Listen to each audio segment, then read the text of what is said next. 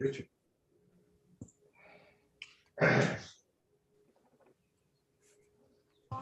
Great, thanks, Keith. Good afternoon. This is the Town of Dewey Beach monthly Town Commissioners meeting being held at the Dewey Beach Life Saving Station as well as online. Today is Friday, March 18th, 2022, and it's 4 o'clock. So I'd like to convene the Town Commissioner meeting. First, I'd like an adoption of the agenda with the acknowledgement that number 3 may be postponed until our town solicitor arrives. He was postponed, so 3 may be pushed to 4 to 5 depending upon when he gets here. Motion. Second. And a second. All in favor, say aye. Aye. Aye. That passes unanimously. From an opening ceremony perspective, let's start with the Pledge of Allegiance. Pledge allegiance to the flag of the United States of America, to the republic which stands one nation under God, indivisible, with liberty and justice for all. We'll move on to our roll call. Keep changing up to figure out which way is better, but I'll read out the commissioners' names. Commissioner Bauer. Present. Commissioner Givings. Here. Commissioner Jasinski. Here. Commissioner Persinger. Here. And myself, Mayor William Stevens is here.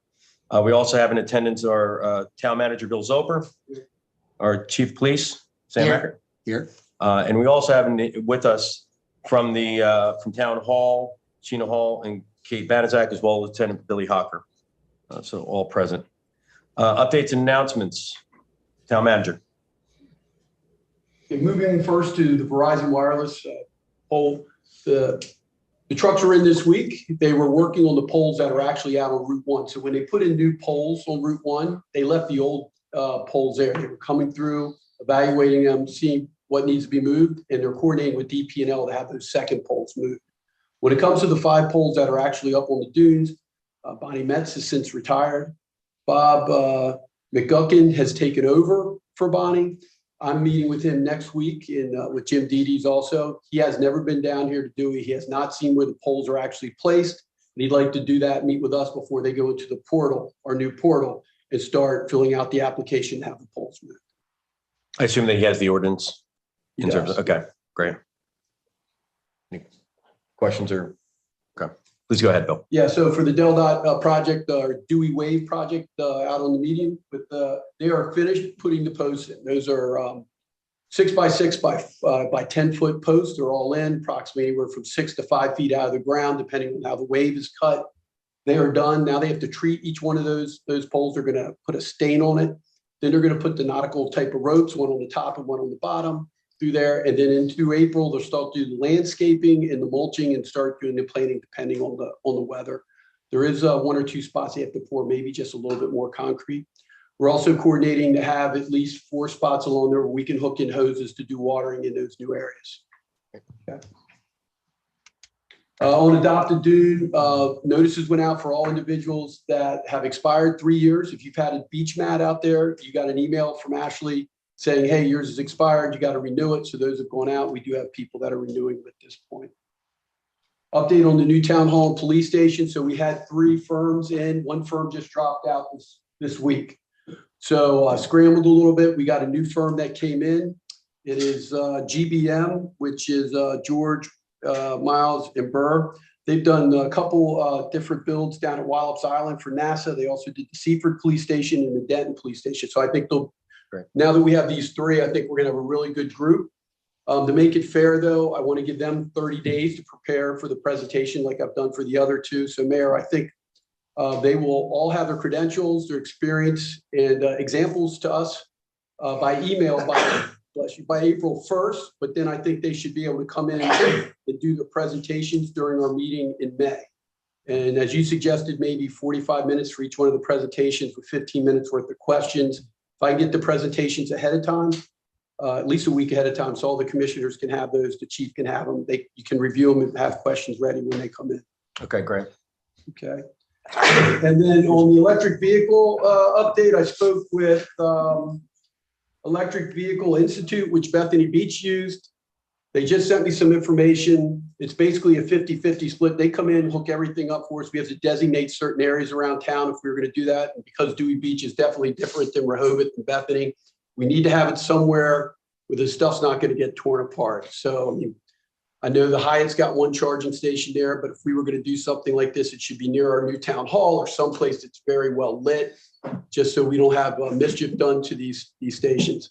I'm going to find out how long it's going to take. And then we're responsible for running the electricity into it, but they'll build the station for us. And again, it's a 50-50 split when it comes to the amount of money that when we make whatever we charge on it, they get 50, we get 50. But they paid for the construction and installation? Yes. Okay, great. Yeah. And that's all I have for updates and announcements. I'll have more when it comes to our comments. Question I did have on it. Do we have a waiting list for anybody for the adopted dunes, just in case that people do not renew? I don't know that. Okay. Ashley's currently on vacation. I don't know to check. My apologies. Okay. All right, we'll jump into committee reports. Again, trying to be efficient in terms of the various liaisons to those committees, and I'll ask the commissioners in order. Commissioner Bauer, do you have any updates for your committees, sitting the committee, and any updates if there is any? For marketing, no committee right now. We're looking for a chair for it at this point, so they haven't met. I know Alex is planning a meeting, the interim marketing chairs scheduling a meeting for April, so we'll have an update on that. In the meantime, I'm working on the Delaware trails to come up with a landmark type of proposal and some funding to do some sort of project here on the Bay side. Wonderful. Okay. Commissioner Gibbings. The investment committee has not met. Commissioner Jasinski. There hasn't been a infrastructure meeting. I do need to circle back with Jim again and get that meeting scheduled to do more of the long range planning around infrastructure. I think it's important that we kind of have that as we're thinking about the town hall at the same time. Great. Commissioner Persinger. Nothing new to report on the audit committee. As far as I know, we have a new auditor or the same auditor in place that we've used for the last couple of years. Charter and Code Committee, at their last meeting, they agreed to meet on the 28th of this month, but I don't think that's shown up on the calendar yet. I don't know if anyone has heard further about that, but hopefully they'll be able to get that organized and get a meeting date on the calendar for the 28th. Climate Change Committee will be meeting again in April. As of the last committee meeting, there was an agreement that everyone would collect as much background material and information about the issue of climate change and what other towns and municipalities have done with respect to climate change. And that would all be compiled on the town website. And I don't know if we've gotten any further in terms of organizing exactly where that might be. It might just be under the Climate Change Committee link. Comprehensive Development Committee has not met. And that's it for me. And for myself, the Budget and Finance Committee has not met, but as we know, the most recent budget is passed, and hopefully we'll get that group a little bit more active in the next fiscal year. Next item on the agenda is the approval of the February 18th, 2022 monthly town commissioners meeting minutes. Motion to approve. Second. Any discussion changes? Not seeing any. All in favor, say aye. Aye. Aye. That passes unanimously. Next item on the agenda is approval of the March 4th, 2022 special town commissioners meeting minutes. May I have a motion? So moved. Commissioner Persinger, and a second. Second. Commissioner Gibbings. Any discussion? Not hearing any. All in favor, say aye. Aye. Aye. That passes unanimously also. For public comment, is there anyone here to make a public comment? There's a lot of people in the room. It's like 60 of you. Oh, wait. Oh. Okay. Anybody online, Kate? Okay. With that, we'll move on to the first item of the agenda. Discuss and possibly vote to accept a Fifth Amendment to the mutual agreement and release, the MAR, between Dewey Beach Enterprises and the town of Dewey Beach, which would delete the requirement for use of 4,000, 8,000 square feet as retail space and allow for the release of the 600,000 letter of credit after the parking requirements have been met. So any background? Yeah, Town thanks, Mr. manager. Mayor. With that, I'd like to have Richard Parson to come up and address the MAR. Oh, there's fine, right there. We put David far enough back that he should be able to see that. All right. Well, good afternoon, commissioners. It's always a pleasure to be here in Dewey Beach and I enjoy coming down here all the time, and it turned out to be a great day. I'm here because of the mutual amendment and release, and in particular for a Fifth Amendment. That document was originally started or entered into in December of 2010. Can you hear me? Okay. So it's been a long time. I was not involved in the original drafting, I'm happy to say. I was brought on board by the town in 2013 as the project was getting underway to help shepherd it through. And I think with this final amendment, the project will, for all intents and purposes, be complete.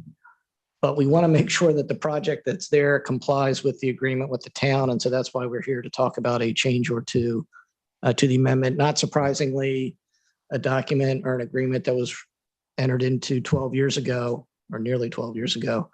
Things have changed. Things have changed a lot in just the last 2 years. It already has been amended 4 times. And just to recap some of those highlights, the original agreement called for the town to get 3,000 square feet of office space in the facility, along with 15 parking places. For a variety of reasons, the town decided that didn't make a lot of sense. And instead, the MAR was amended with the third amendment, which was the first one I worked on, to require a $500,000 payment to the town, plus a $37,500 payment annually thereafter. And that payment has been made every year. Later on, the amendment was amended, the MAR was amended a 4th time to make some other changes. And that included a $300,000 payment to the town. And then, of course, you've been getting building permit fees, transfer taxes associated with the sale of the condominium units, which conservatively, those transfer taxes, by my calculations, exceeded about $600,000, over $600,000. So in many ways, I think, at least fiscally, this has been a good project for the town. We're here for a Fifth Amendment because one of the components in the original agreement called for 4,000 to 8,000 square feet of commercial retail space, I'll say on the back of the structure as it faces the bay. Vince Robertson, who could not be here today, is the attorney. He made a presentation to you all back in December about the difficulties that they have had with respect to that space and submitted a letter. I'm not going to try to repeat or be as eloquent as he was, but basically, I think the point is that they've tried that when you look at it, 4,000 square feet of space without any visibility from Route 1, it's just a difficult sell. It's not enough of a critical mass. And so rather than put the space to use for uses which aren't necessarily going to succeed, they would prefer to use that for conference rooms and breakout space and whatnot in connection with their convention center. I personally think that if they could make money off it as a retail use, it'd already be a retail use. So I think the proof is in the pudding, but that's part of what you all are here to consider tonight. I'm going to run through what the Fifth Amendment does. And then if you have questions, I'll be more than happy to try to answer them. Mr. Mike Kennard from Dewey Beach Enterprises is also here to answer any questions that you might have. So first things first, if you go to page 3 of the Fifth Amendment, paragraph 2 says that the requirement for the retail space is eliminated. So that would go away. Paragraph 3 says that with respect to parking and security for the parking spaces, we have held, and this was one of the amendments, we got Dewey Beach Enterprises to give us a $600,000 letter of credit because there was concern as the project was developing that they would run short on their parking obligations. And in fact, I spent a fair amount of time yesterday studying the plans and counting the spaces. They are about 12 spaces under what is required by the MAR. So they have met, albeit it's close, but they've met the parking requirements that the MAR imposes. Now, part of those requirements calls for 85 parking spaces to be in the parking garage itself. And we have asked, and Dewey Beach Enterprises has agreed, and you'll see it here as item BI on this page, that those particular 85 spaces for the public be identified with a big P, so there'll be a P in white with a circle around it so that the public knows when they pull into the garage, that's one of the spots that's meant for them. They're going to have to pay for it, but that's a publicly available spot. And that is to be done on or by April 1st of this year. One change that has occurred since this draft was posted, the letter of credit actually expires on April 6th, and April 5th is too close to April 6th. So we moved that up to April 1st. So wherever it says April 5th in this draft in front of you, it should say April 1st. And maybe it's fitting it's April Fool's Day. I don't know. But that'll give it, we'll know April 1st, and that gives us the Monday and the Tuesday. If we have to go to the bank and ask for the cash, we'll have plenty of time to do it, and we won't be rushing around quite so much. The other thing on this page 3, there has been some plywood put up and kind of some sheds created on some of the parking spaces for storage, and that all needs to be removed. All of the parking needs to be available on or by April 1st, and that is going to happen by April 1st. If it doesn't, we can call the letter of credit. There is signage right now outside the parking garage saying, daily public parking is available. So there's a requirement that there be signage, and a photo of that will be attached as Exhibit B. And I think that photo was included in the materials posted on the website. And so then we do say in the agreement that, if what they have to do with respect to the parking, that is the spaces are all appropriately marked, the 85 spaces, and the obstructions to some of the spaces, it's only about 10 that are affected, but 10 is 10, then we will agree to release the letter of credit. Now, item 4, you heard me mention earlier that there's been an annual payment of $37,500. That is being increased to $50,000 a year. And obviously that's in addition to property taxes that get paid. That's in addition to, the lodging tax that gets paid, the rental tax and everything else. So that's going up by $13,500 a year. Item 5, one of the other things that we had negotiated with the Third Amendment was my time has been generously paid for by the folks at DBE. So they have been reimbursing the town for all my attorney's fees. And so, I've been taking complete advantage of that, of course. Worth every penny. Well, you do get what you pay for. And so there's some other house cleaning items in this amendment. There had been a declaration of payment that had been recorded with respect to an earlier payment that they had to make that was eliminated, but the declaration of payment was never formally terminated in the land record. So we're going to go ahead and get that removed. And then finally, the agreement basically says that with this Fifth Amendment and with the fulfillment of their obligations, the town acknowledges that all of the obligations called for by the MAR have been satisfied. And of course, they're continuing obligations. So, it's not the case that next year there's something going to be able to get rid of the parking or be able to undo anything else that they are required to do under the MAR. But basically, I think with this agreement now in place, the build out is complete. All the condo units have been constructed and everything has been done. And, there were a lot of other requirements with the MAR about a maximum height.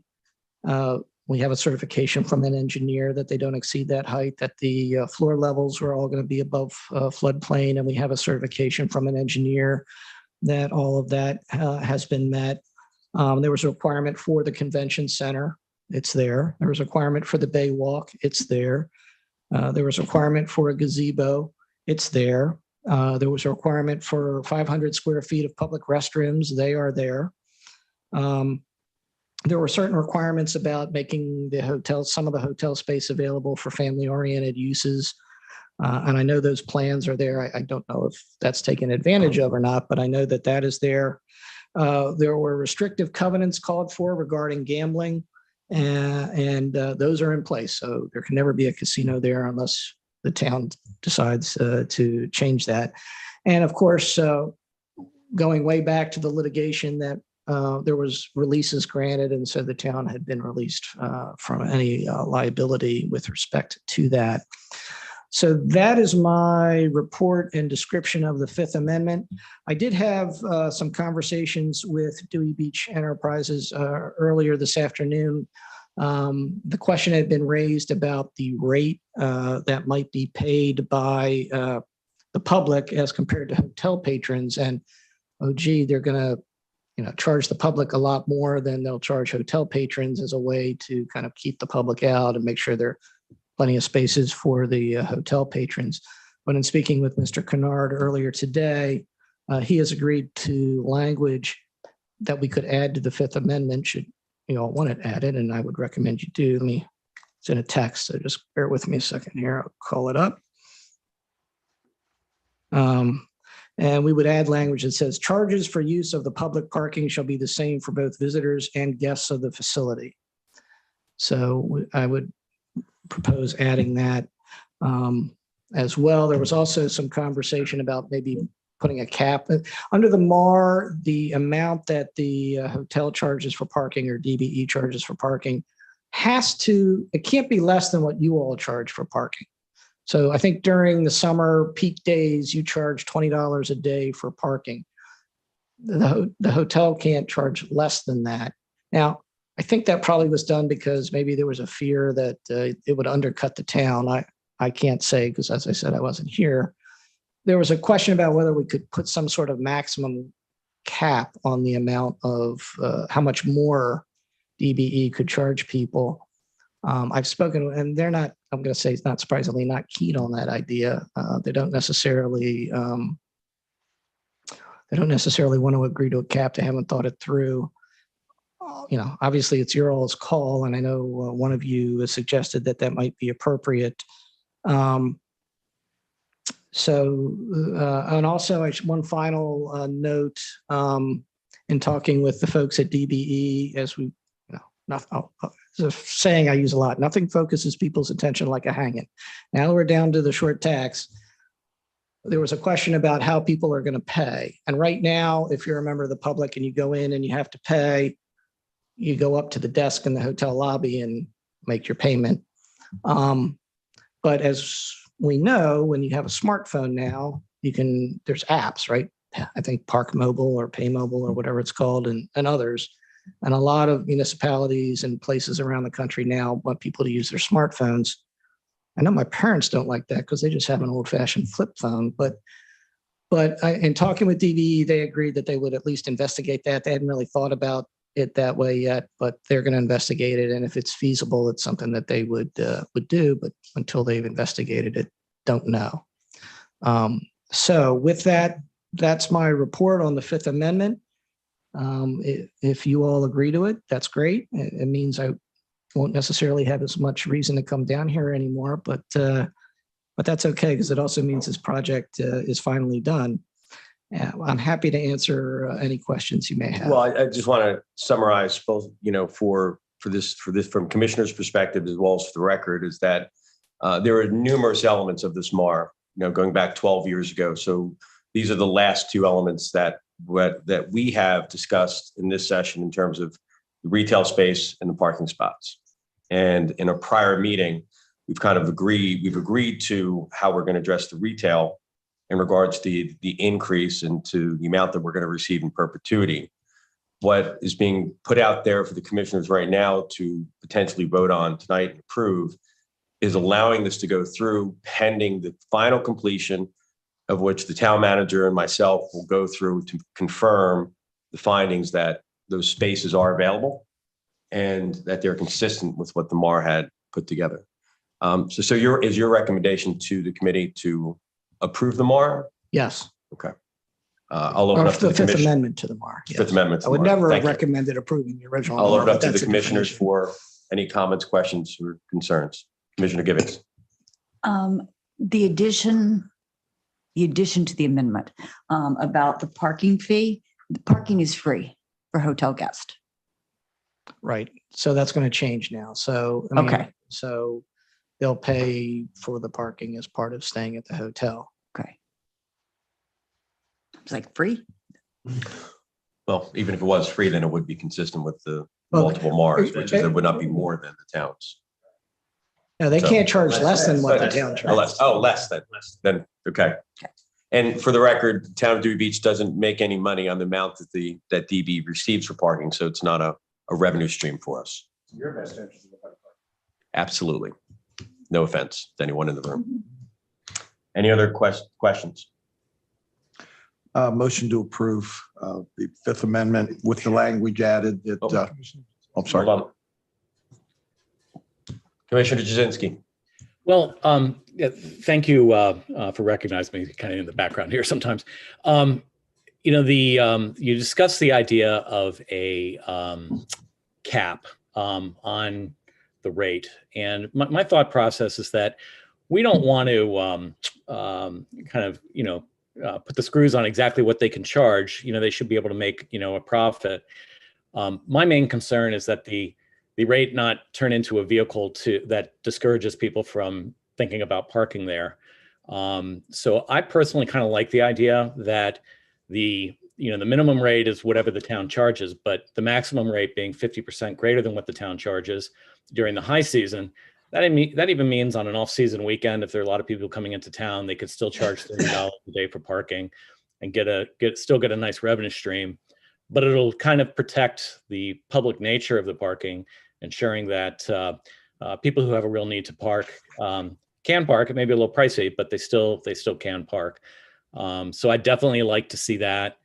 And I just, from a perspective of what, we do with this. My main thing is that, visitors to the town have equal opportunity to use the public parking facility as people who, are staying at the hotel or perhaps going to the lighthouse or whatever. Comments? Commissioner Persinger. I must say, I tend to agree with Commissioner Jazinski. I think the situation we have is we have 85 public parking spaces.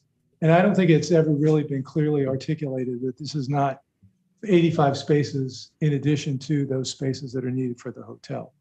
That's not clear. There's also some language in there that allows satisfaction of the parking requirements based on the spaces that were added on Van Dyke and on Dickinson Avenues. So I think we really should have some assurance that the public has a reasonably equal opportunity at these parking spaces. And to me, it makes sense to add some language here that would limit the maximum parking fee to 150% of the town's daily rate.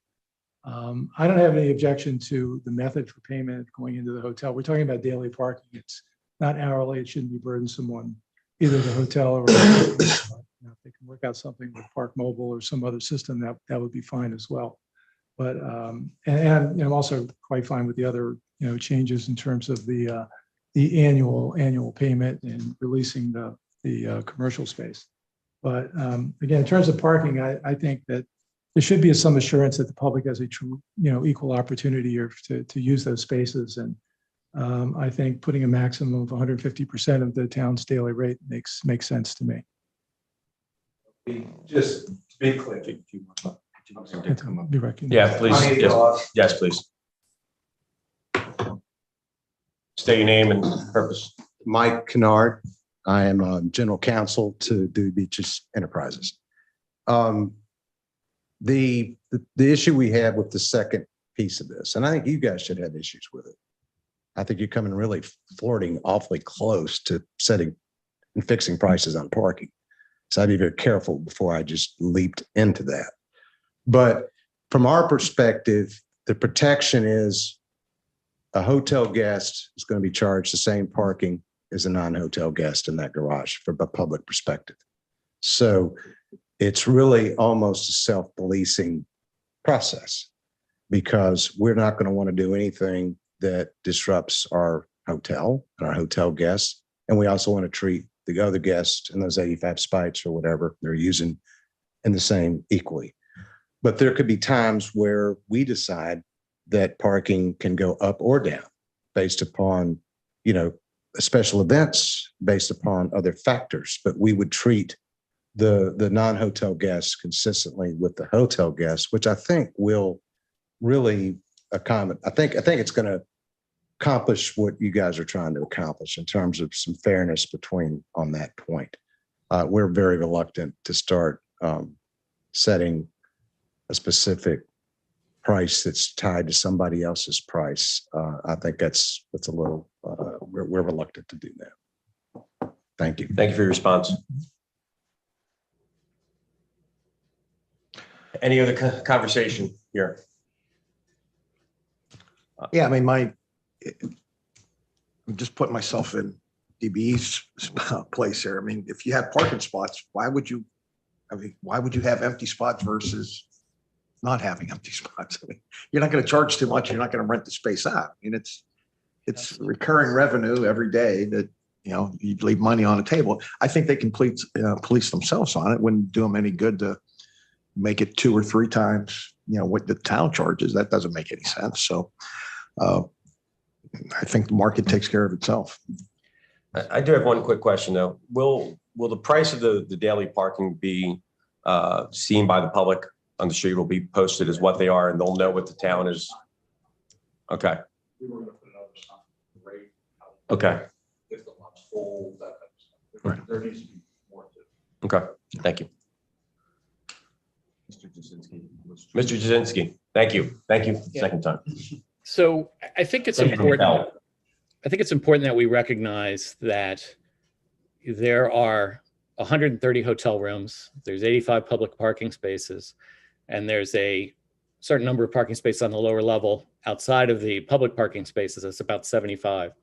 So parking is going to be somewhat at a premium in this facility. In terms of there being a room for everybody to park within the facility without using the public parking. If you use the public parking for the people who are staying at the hotel, of course, there is enough. So in light of that, I think it's important that we have some language protecting this as a public parking facility that does provide equal access to everybody.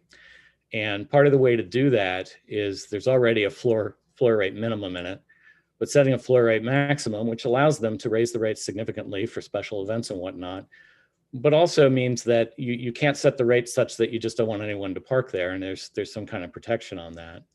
So I have an idea around some specific language. And if it's okay, Mr. Fortune, I'd like to say what the specific language is and see if that we can go ahead when we propose, assuming we propose to pass this amendment, include that language. Is that acceptable? You don't have to ask me. I mean, I'm just your all's attorney. Well, you're kind of So running this as whatever- our attorney, so that's why I'm asking. Here's, David, I've heard the multiple sides of the story, and I come to my own thought process and put forth my own comments. As most of you know, I walk this town every day, and I walk it 3 or 4 miles a day. There are other parking elements in the town of Dewey Beach that's not just from Dewey Beach, and it's not just the DBE. I believe the Rudder has put in gates and will be charging parking for and for their situation. So I think for us to dictate what private companies are doing for public parking is a little bit outside of what our controls would be, like dictating to me what a hotel room should be or a crush should be. So suppose, let me just give you a hypothetical. Suppose the hotel is booked for a weekend and they decide that they don't want the public to be there. They prefer it be their own guests. And the hotel says the rate this weekend is going to be $100 to park. And they tell the hotel guests that they will, of their $400 room rate, $100 will be for parking and $300 will be for the room. And that's basically the type of thing that I want to ensure that we don't have, where there's kind of a roundabout method of giving a preference to the hotel guests. I'm not trying to control the rate tightly. Someone decided to say that there was a minimum rate. I don't know why we really needed to do that, but someone decided to set a minimum rate. And, I was thinking a maximum rate, if 50% higher than the town's highest rate we charged at the peak of the summer, that's fairly up there. And if we raise our parking, the maximum rate goes up right along with it. I don't think it's really punitive at all. Well, in due process, is there a motion?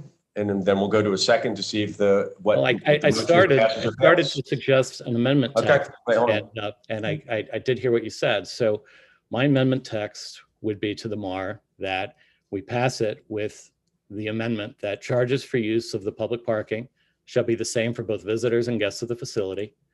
The maximum rate charge shall be no more than 50% greater than the town's the highest rate of the town.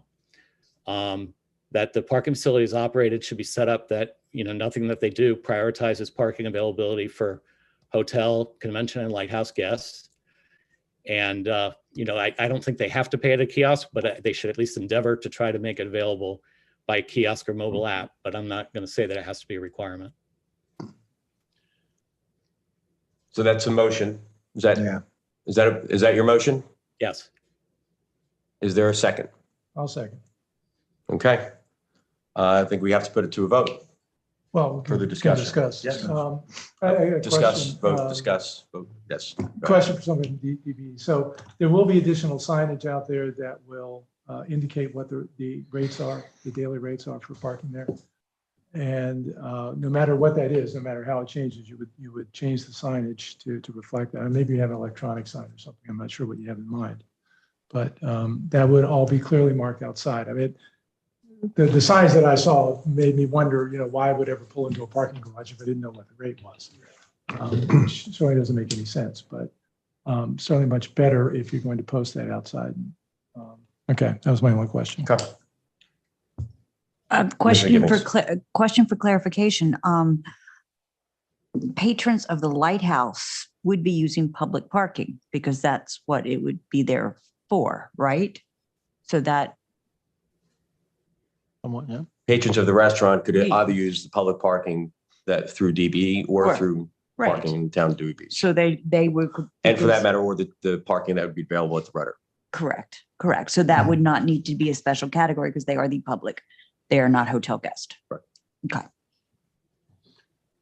I have a question for Mr. Forston. Are we getting into a dangerous area? The example I would use is the rudder. We don't tell them how much to charge. We don't tell North Beach what to charge. We don't tell anybody what to charge. And we have one customer here that we're asking to charge, and we're putting the parameters around that. From a legal perspective, is that a dangerous area to go into? Look, I mean, Delaware believes in freedom of contract. You're essentially entering into an agreement with DBE, and if DBE agrees to it, they agree to it. Whether it's wise for you to do that, whether this is something you should insist upon or not, I'll leave that judgment to you all. But can you do it? You can do it if DBE agrees, obviously. But as to whether you would want to do it, as to whether you think it sets a precedent one way or the other, that's really your all's call to make. Right. I mean, I understand the minimum part of it. We were protecting the town, saying, don't undercut what we're charging. And it's sort of influencing how the rate that a market bears. I mean, we come up with our daily rates based on what we think the market bears. If they're charging $100 an hour or $100 a day or whatever, somebody's going to go across the street to the rudder park if they're $10 a day, right? I think the problem takes care of itself. The market figures it out. And, again, I go back to the point, if they're charging $100 a day for parking, no one's going to park there. So they're going to be empty spots. What's going to, what good does that do? So, that's my 2 cents worth. So I don't agree with putting a cap on what they can charge because we don't tell anybody else to do that. But we have a motion. We have a second. Yep. So we got to vote that up or down. And when you point, I didn't know if David. Sorry. Could I just add? Of course you Just can. a tiniest bit to that. It's not exactly apples to apples when you compare what some of these other businesses are are charging for Right. parking or not charging for parking, because this particular entity has an obligation to provide public parking, which is unusual. So in order to make that obligation good faith, or to insist that it be a real offer that that could justify, or that would be a distinction in the future if you're worried about precedents, that you could say, well, this situation is not at all akin to whatever else is being presented to you. Okay. But as we've discussed already, this MAR is 12 years old. It's based upon certain circumstances around that 12 years. For those of us that were here, there was a parking lot that was being taken away, which was the issue overall. And likewise, other than the parking that is now, other than this particular parking that we have at DBE, we now see new parking that is in town that hadn't been before, that under a private, potentially under private lots, that is not under an ordinance or control of the town of Dewey Beach. So any other comments before we put this to a vote?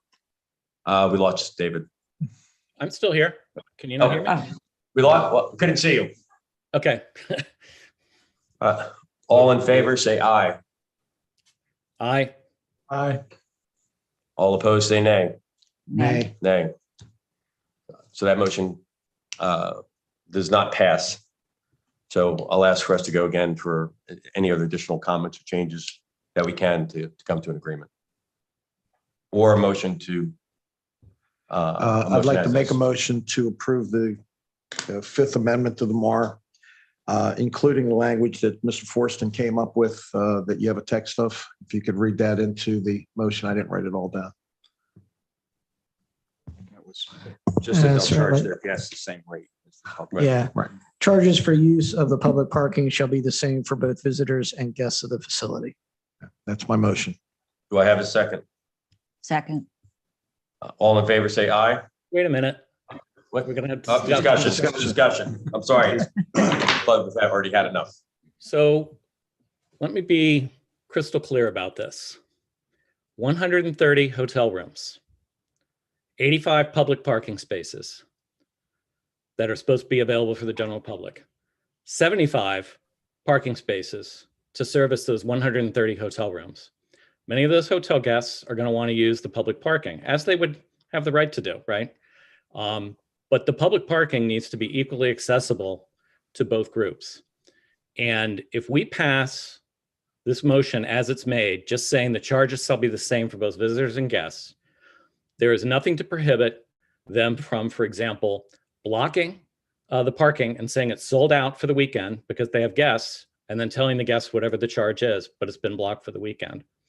There is nothing to prohibit them from saying if someone walks in and drives in a spot that the charge for the parking is $100. And so someone's like, well, there's no way I'm going to pay $100, and they just leave. So the goal of the whole MAR and the 85 parking spots, as you put out, was to ensure that it was equally accessible to the public as it was to guests of the hotel, the restaurant, or the convention center. And if we pass this the way it's been proposed, the hotel is going to be sold out this summer. And I can assure you that it will be a lot fill situation all the time, and that parking will end up being preference for hotel guests. And that's not the spirit in which this was written. The DBE has asked us to make a modification to the MAR to release them from the obligation of having a retail facility and allow them to have more meeting rooms. And this proposal includes that. So this proposal is not just about doing something that tightens up the parking requirements on behalf of the general public and the public interest. This proposal is also about giving them something that is a very significant benefit to them, to be able to sell convention space in the off season when hotel rooms are otherwise unoccupied. Okay. And so what I'm trying to do with my motion, the way I put it, is protect the public interest. And I think the public, when they see that these 85 parking spaces, okay, are never available when they're most needed because they're being blocked off, the general public is not going to be happy that this kind of got proposed with just kind of some flimsy language without having some terms in it that made sure that the general public has an equal opportunity to use the parking. So I implore you guys to not pass this as it is, because if it does, I can pretty much assure you that it's mostly going to be hotel guest parking there, and the general public won't get an opportunity to do so.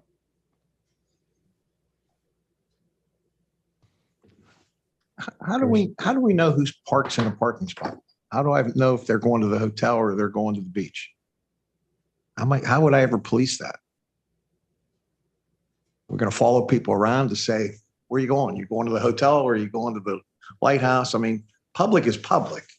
It includes a hotel guest. I mean, that's my argument against that. I understand, David, respectfully what you're saying on this, but I don't know how we would ever enforce that?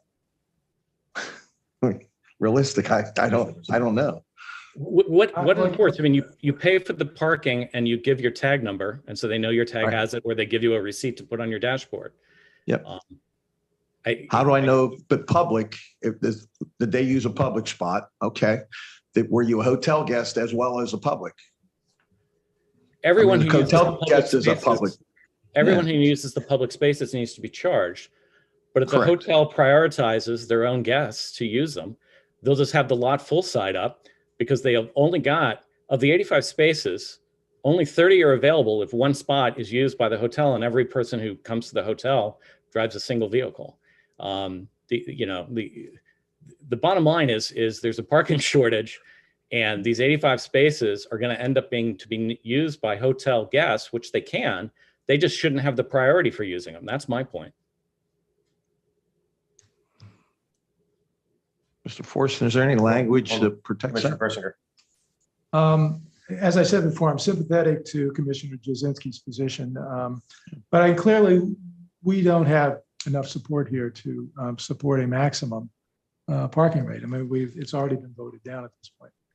I am concerned that the public have an equal opportunity for these 85 parking spaces. And I can't say that, I believe that the hotel is going to engage in some sort of process where they're marking off those spaces and reserving them in some way for anticipating a full hotel. I think and actually I would like to see some language included in there about posting the prices. I think that would be a fair thing to get agreement on. And if you want to charge $100 a day for parking and you want to advertise, put that out on a sign and advertise it, it's not going to be very good advertising for your hotel. So, I would like to see some sort of assurance that the prices for parking will be posted.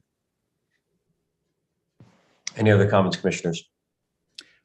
In light of the fact that you guys seem to have a lot of heartburn over the maximum rate, even though it's a pretty high cap, I'd like to see the amendment change to include this language that nothing about how the public parking is operated should be set up to prioritize parking available for hotel, convention, and lighthouse or lighthouse restaurant guests.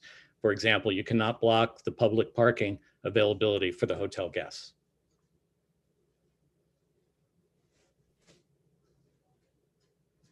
I mean, So, Just one more time in the sense of what you're trying to restrict or what you're trying to put some guardrails around. Are you asking me to repeat it or explain it? Repeat it. Okay, so repeat it. Nothing about how the public parking is operated should be set up to prioritize parking availability for hotel, convention, or restaurant guests. For example, you cannot block the public parking availability for use by the hotel's guests. And the reason for that is that I don't want to see if a member of the public drives up at 4 p.m. on Friday and wants to buy a daily pass of parking, they say, sorry, we're holding this all for the hotel's guests. That's not the purpose of the parking. I can adjust my motion. Commissioner Gibbons, you have a comment first? I'm back to the comment that I made before that guests of the lighthouse are public. They're not guests of the hotel. Yeah, I'm just simply saying they don't get they can't be prioritized. And it doesn't even have to say restaurant, okay? It's mostly really about the hotel and the convention center. All right.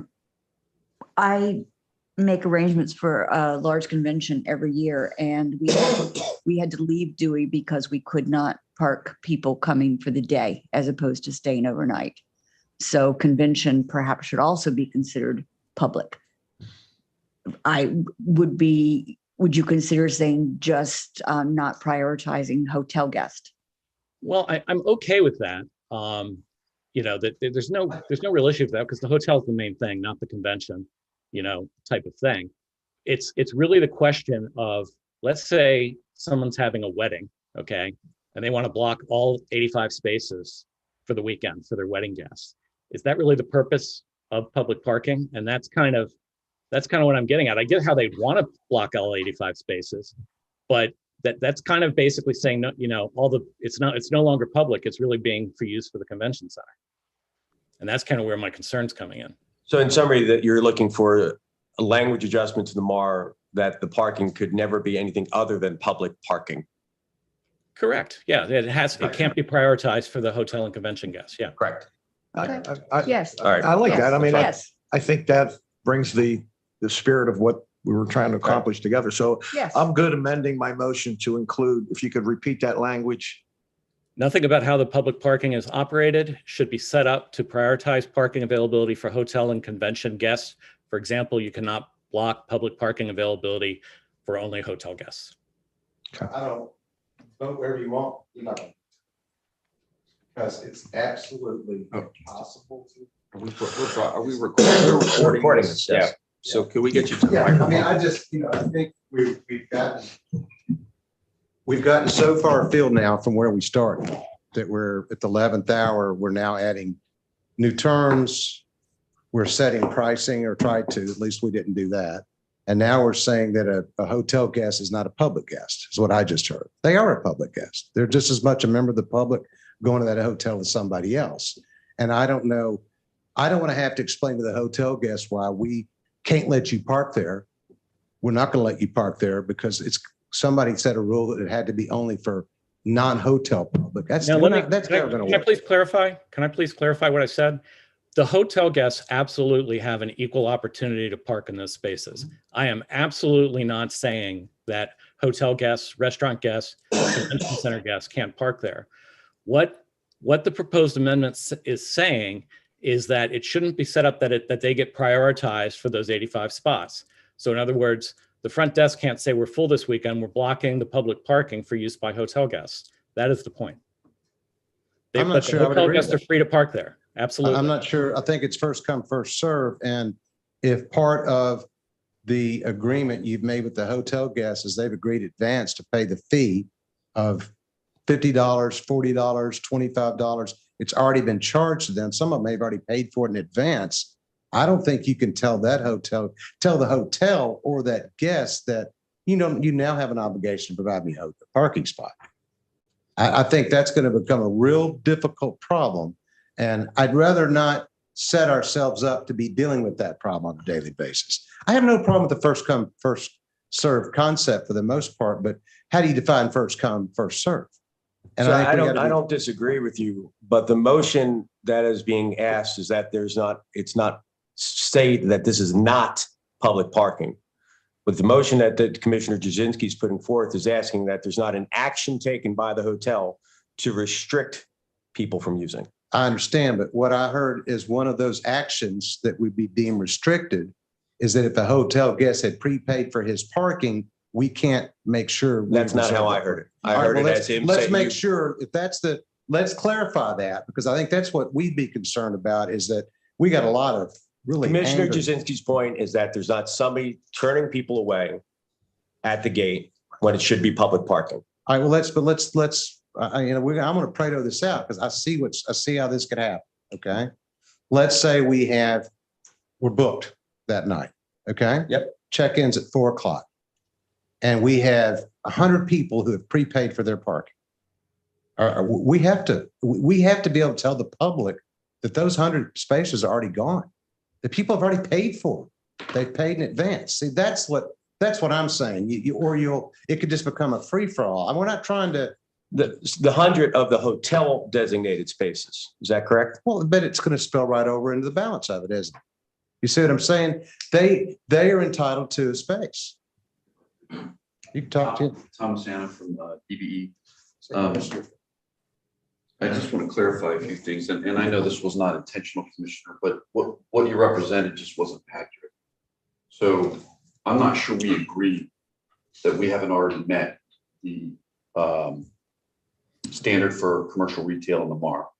This was a compromise agreement to try to avoid a greater conflict. So I think that's important to note. We're now off into telling us how to operate and charge for our parking. But what brought us here was this debate over whether we meet the MAR or not in terms of the commercial and retail. We believe we do, but we're here to try to work this out amicably, which will always be our goal. The other thing I would point out too is with what you said, Commissioner, what's the point of having a parking rationale period in the town code if a hotel guest doesn't get access to a parking space? That's what the code says. That's what the rationale says in the code. That's what the MAR parking analysis clearly defines that we submitted. So I think you're misreading the MAR. I think you're misunderstanding the intent of the code. Well, let me Respectfully. clarify, because I don't think everybody's hearing everybody else here. The MAR says you got to have certain parking. Now you got to, based on your hotels, based on your condos, based on this, based on that, there's parking requirements in your code. And in addition to meeting the minimum parking requirements, there has to be 85 public parking spaces in the, I'm going to call it the garage, in the garage. But in figuring out whether DBE has met its parking obligations or not, it's allowed to count the public parking spaces on Dickinson and Van Dyke. That is in the original MAR. Should it have been there? I don't know, but it is. So when you take the parking spaces that are in Van Dyke and Dickinson and you add that to the parking spaces that are in the garage, there are actually 12 more spaces that are actually required. There's kind of 12 extra, which is good. Now there are 12 extra spaces for the public, but the issue that has arisen here, and Commissioner Jasinski pointed out, and he's right, on the first level, the ground level of the MAR, there's 160 spots total, if you go through and count them. So if you assume that every guest at the hotel says, I don't want to park on the street, I'm going to park out, I'm going to park in the parking garage, that means there'd be 130 cars parked on the first floor of the parking garage. And that would mean and so if there's 75 that are not, I'm going to say non-public spaces on the first floor and 85 public spaces on the first floor, that means some of the hotel guests are going to end up parking in the public spaces that are in the garage as compared to, I mean, they're members of the public, they could park on the street if they weren't parking in the garage. I think what I heard the commissioner say in this proposal is that the hotel wouldn't take steps to prioritize, which is a little ambiguous for my way of thinking as a lawyer, but wouldn't do things to discourage the public from parking in those 85 spaces so that that parking would all be available for hotel guests. Of course, there's 30 spots anyway, 30 spots they're going to want to rent to the public or they're going to sit there empty. But I think I heard Mr. Kennard and Mr. Hannah say is we book guests and guests expect to have a place to park, whether they park on the street or in the garage.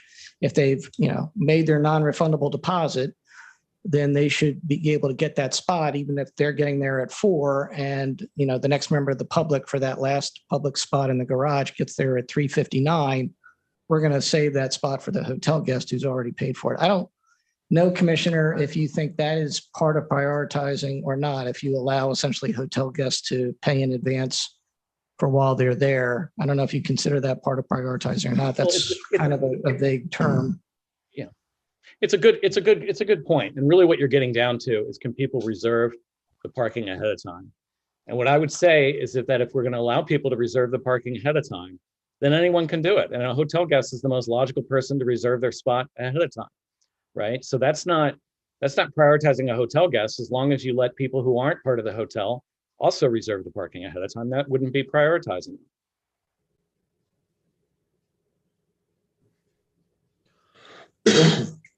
Any other comments to number 1 on our agenda?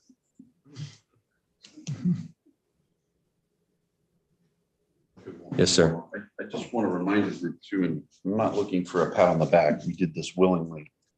and the money's in the bank in the past, but hopefully this project will generate an annuity for generations to come. But please don't forget, we created 100 new parking spaces between Van Dyke and Dickinson at our cost and our expense. So again, what Commissioner Jasinski depicted is not really the full picture. When you rattle off your parking count, you're leaving out the 100 additional spaces that were created, again, on both Van Dyke and on Dickinson, and that's in the mark.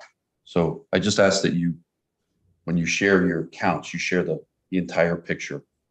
We also repaved Van Dyke at our expense. That was another $40,000 that we didn't have to spend. It was the right thing to do. We have just as much vested in the town as everyone in this room. But I think we would all agree, some may like the color of the paint, some may not like the color of the paint. The project's been an economic engine for the last decade. You've seen the analysis. It's generated about $300,000 a year in ratables. It will continue to generate a significant amount of money each year. We're in this together. You're going to get business license, transfer taxes, building permits till the end of time. We have the same end goal in mind. The type of restriction or language, to me, that I'm hearing being suggested sets us up for more conflict, not for resolution once and for all. Thank you. Any more conversation, discussion?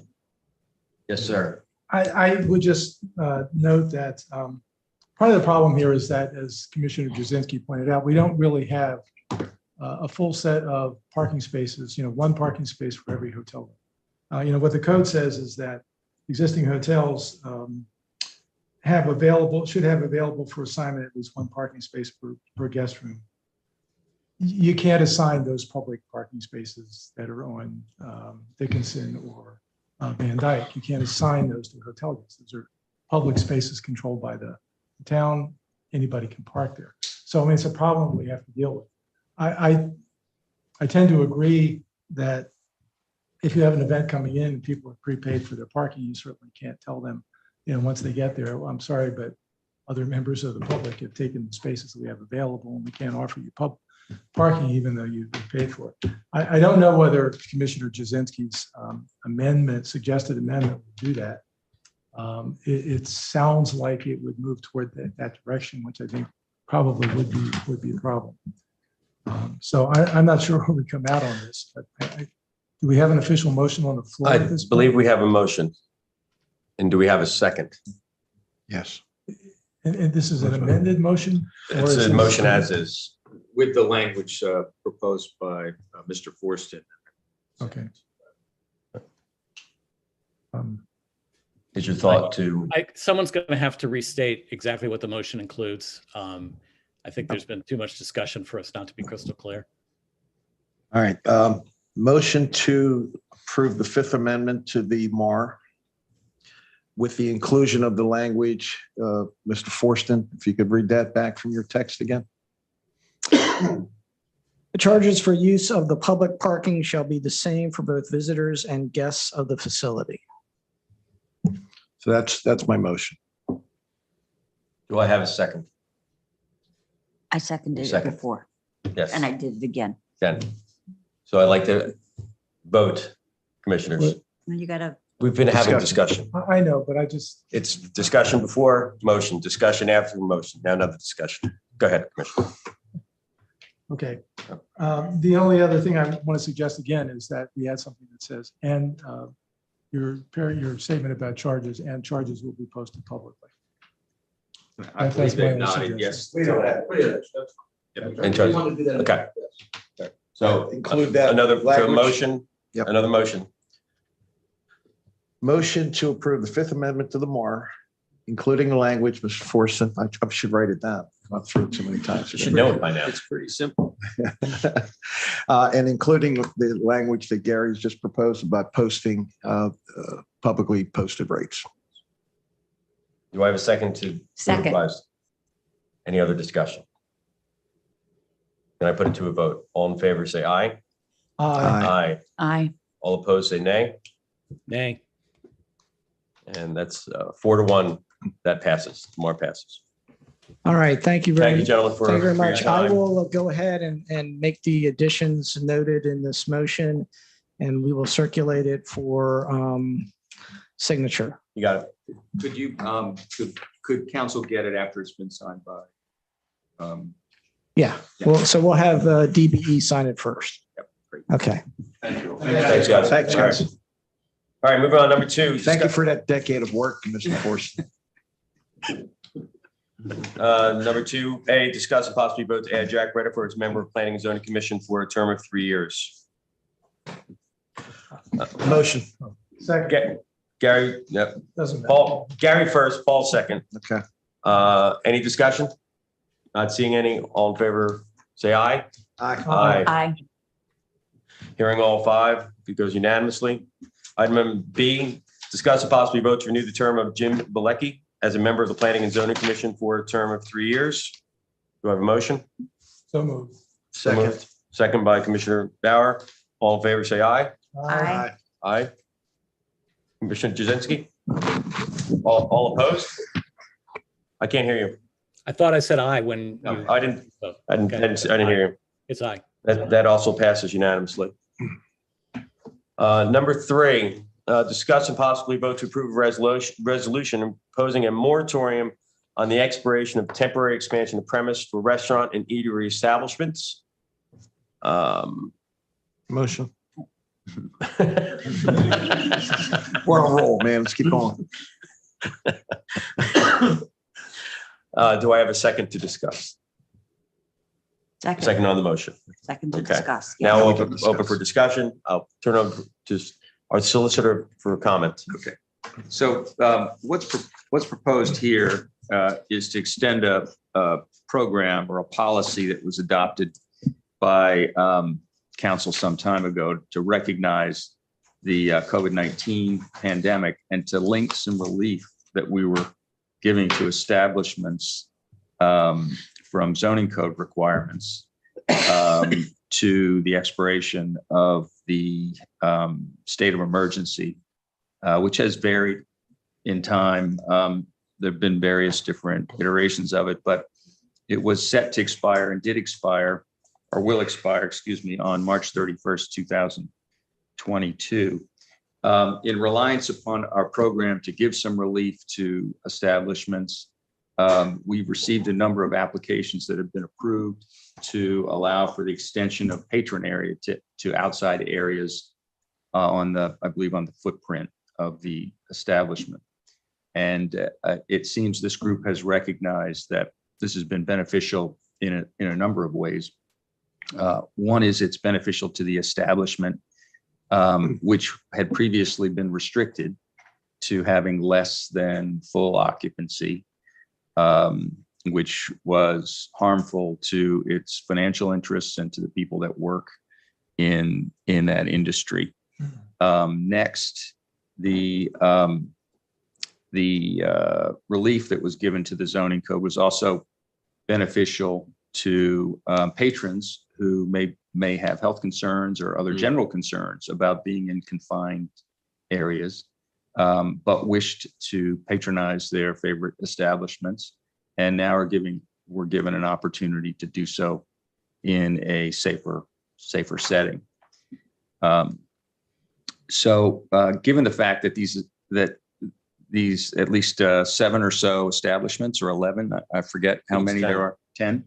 Okay, 10 have been permitted to expand their premises and it's not apparent to me that we've received many complaints, if any, from the public about associated noise of bringing your patrons outside.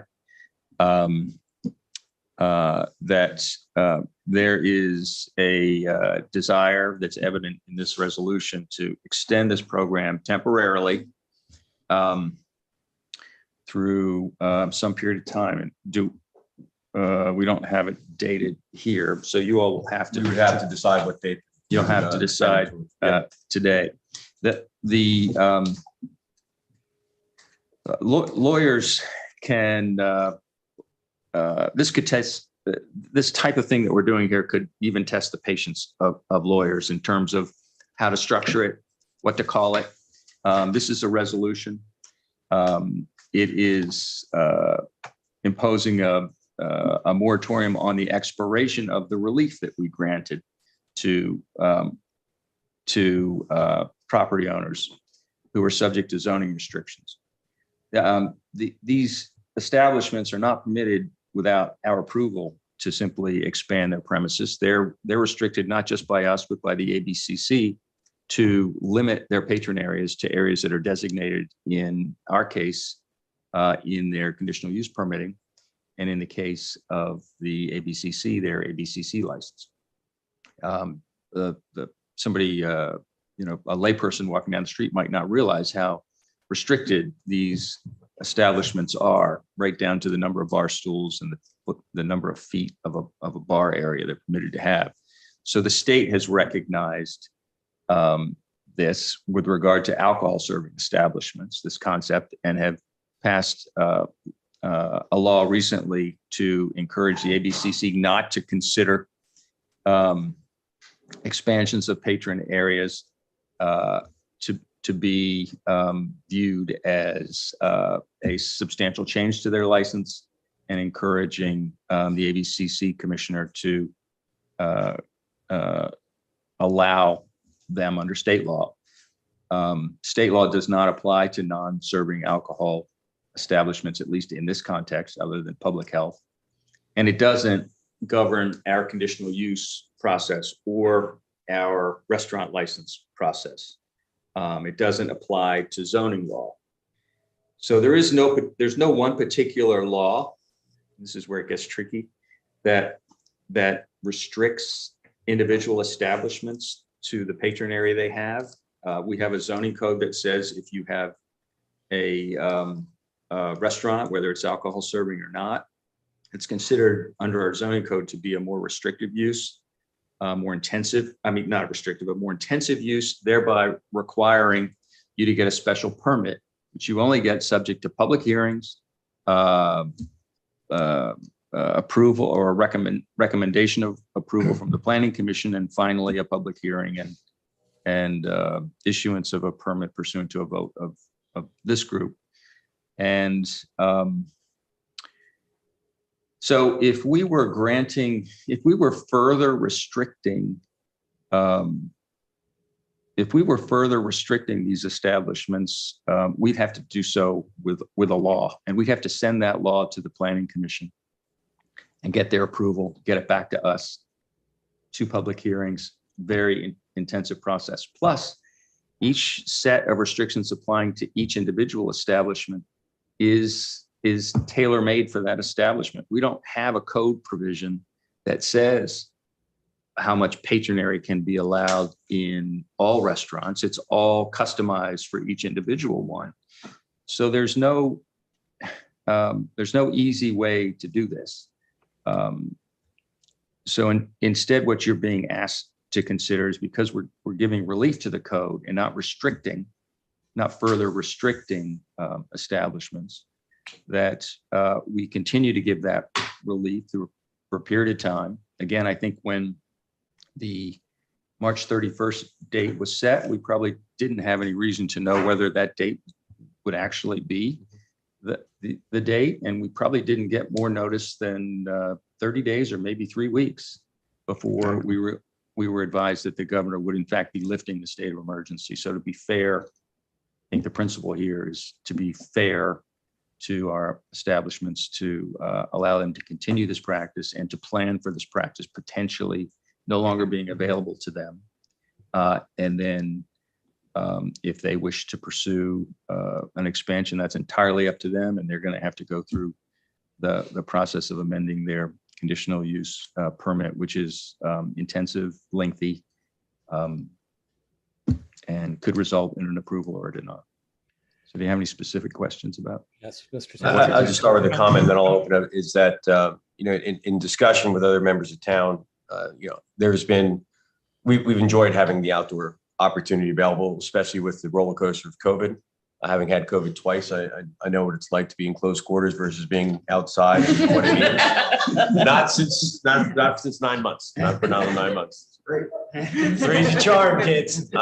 6 feet. I joked that the only opponent of this permanent outdoor use is our code, but that's a major part of this town. And so what I see with this resolution is allowing to continue what we have right now in terms of the freedoms of being outside while having a path potentially of having a review of our code to see if there's any amendments to that we would like to, from a permanent perspective, or to have these establishments go through the conditional use. But in no way is this a sweeping grant of you can use this facility in this manner forever. Commissioner Person. I had a question for Mr. Townsend. Oh, yes. Mr. Townsend, how much time do you recommend that we give businesses to get their formal conditional use? Oh, I'm sorry. You didn't ask the question I thought you might be asking when you started. How much time should we give the businesses to request an amendment to their conditional use permit? Well, I don't know if the date is really shall be extended and remain enforced through what 2022. Temporary expansions may remain enforced until what day 2022. So it's really how much time do we need to allow these expansions to continue on the moratorium until they get the conditional use? What's your recommendation on the time frame? Okay, so because this is styled as a moratorium, and because what this is doing is effectively telling town staff not to enforce the code for the time being, that my recommendation is that period needs to be relatively short. There's no black and white answer to that, but I would say a year would be too long.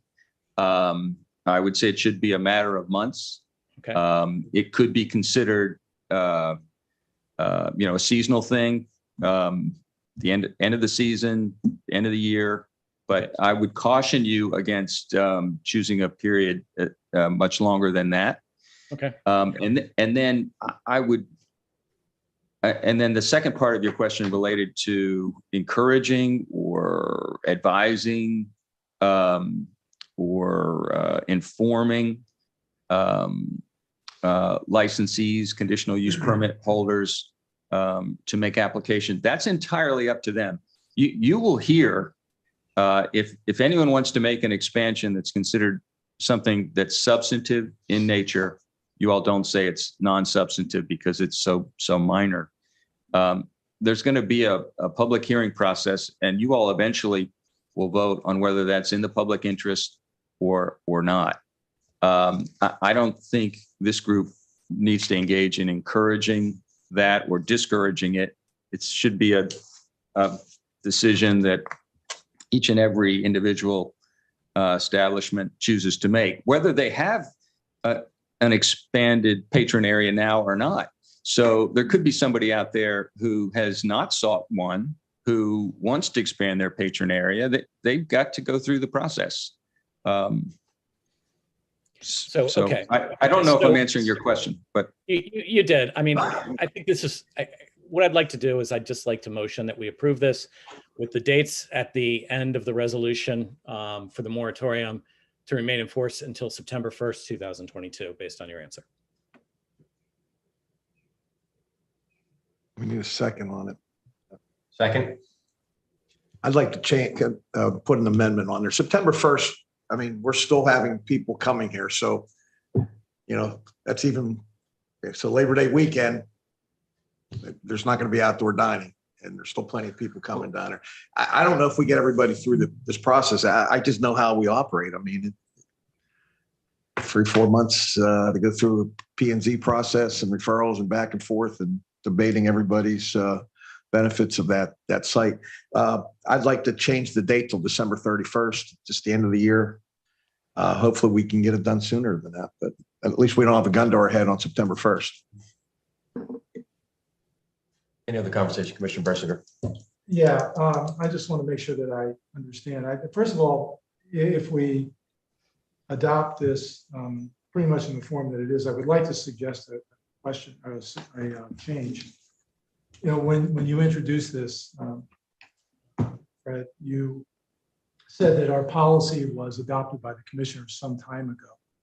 And I really would like to formalize some time ago and just point back to a vote that we took on March 30, 2021, because that set forth some of the conditions that these temporary expansions had to meet. Right.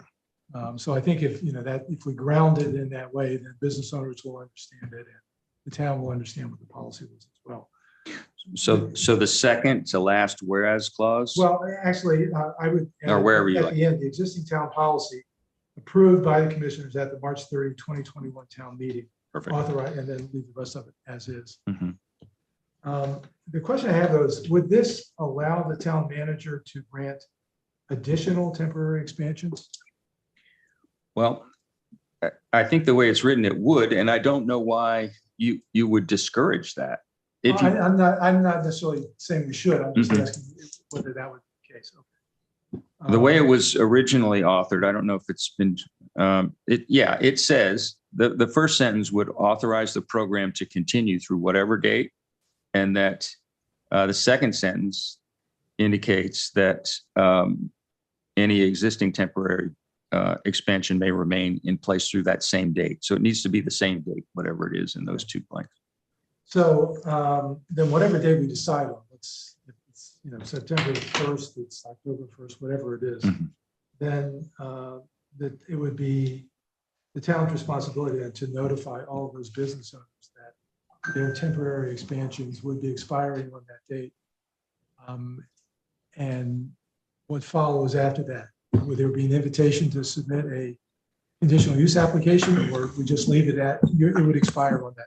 Yeah, I think we leave it there because you all will, first of all, there could be somebody who has one right now who has no intention of going through the arduous and maybe expensive process of expanding. Maybe they like what they've got, but not so much as to deal with an amendment to their conditional use permit. We think maybe there's some others that feel very strongly about what they have and they'd like to keep it. But you all, because you all are judge and jury, on that question when it comes, I would discourage you from encouraging them to file applications. They have property rights. They can enforce them and make application if they like, and then you all will be unbiased when it comes time to evaluating the record.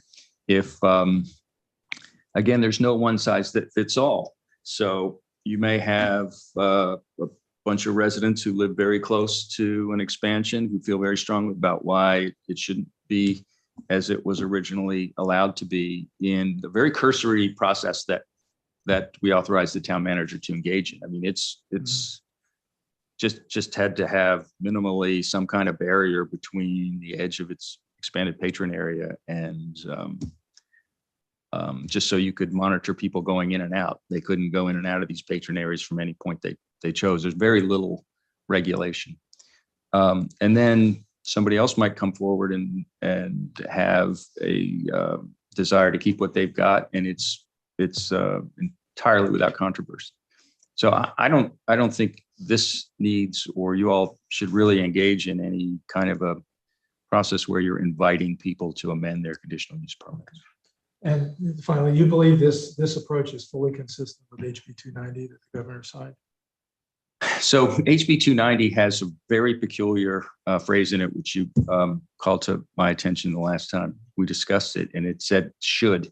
It said local authorities, I think, should not deny these requests. But that code provision is in the ABCC licensing section. And zoning code considerations are exclusively the town's. I don't know what to make of that language. I think there's a message there, but it's not enforceable. So I don't think what we're doing here is inconsistent with the state law, even though your question I thought was a good one. Any other questions or comments?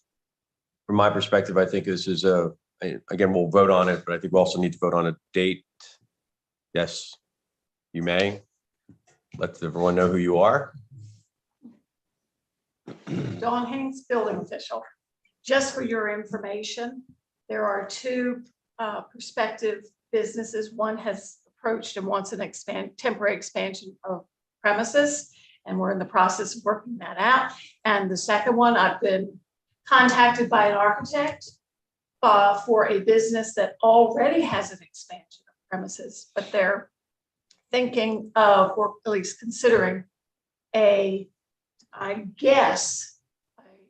complete expansion of premises. So, in other words, a permanent expansion of premises. So there are businesses that are considering this right now that may add to your workload. Our workload.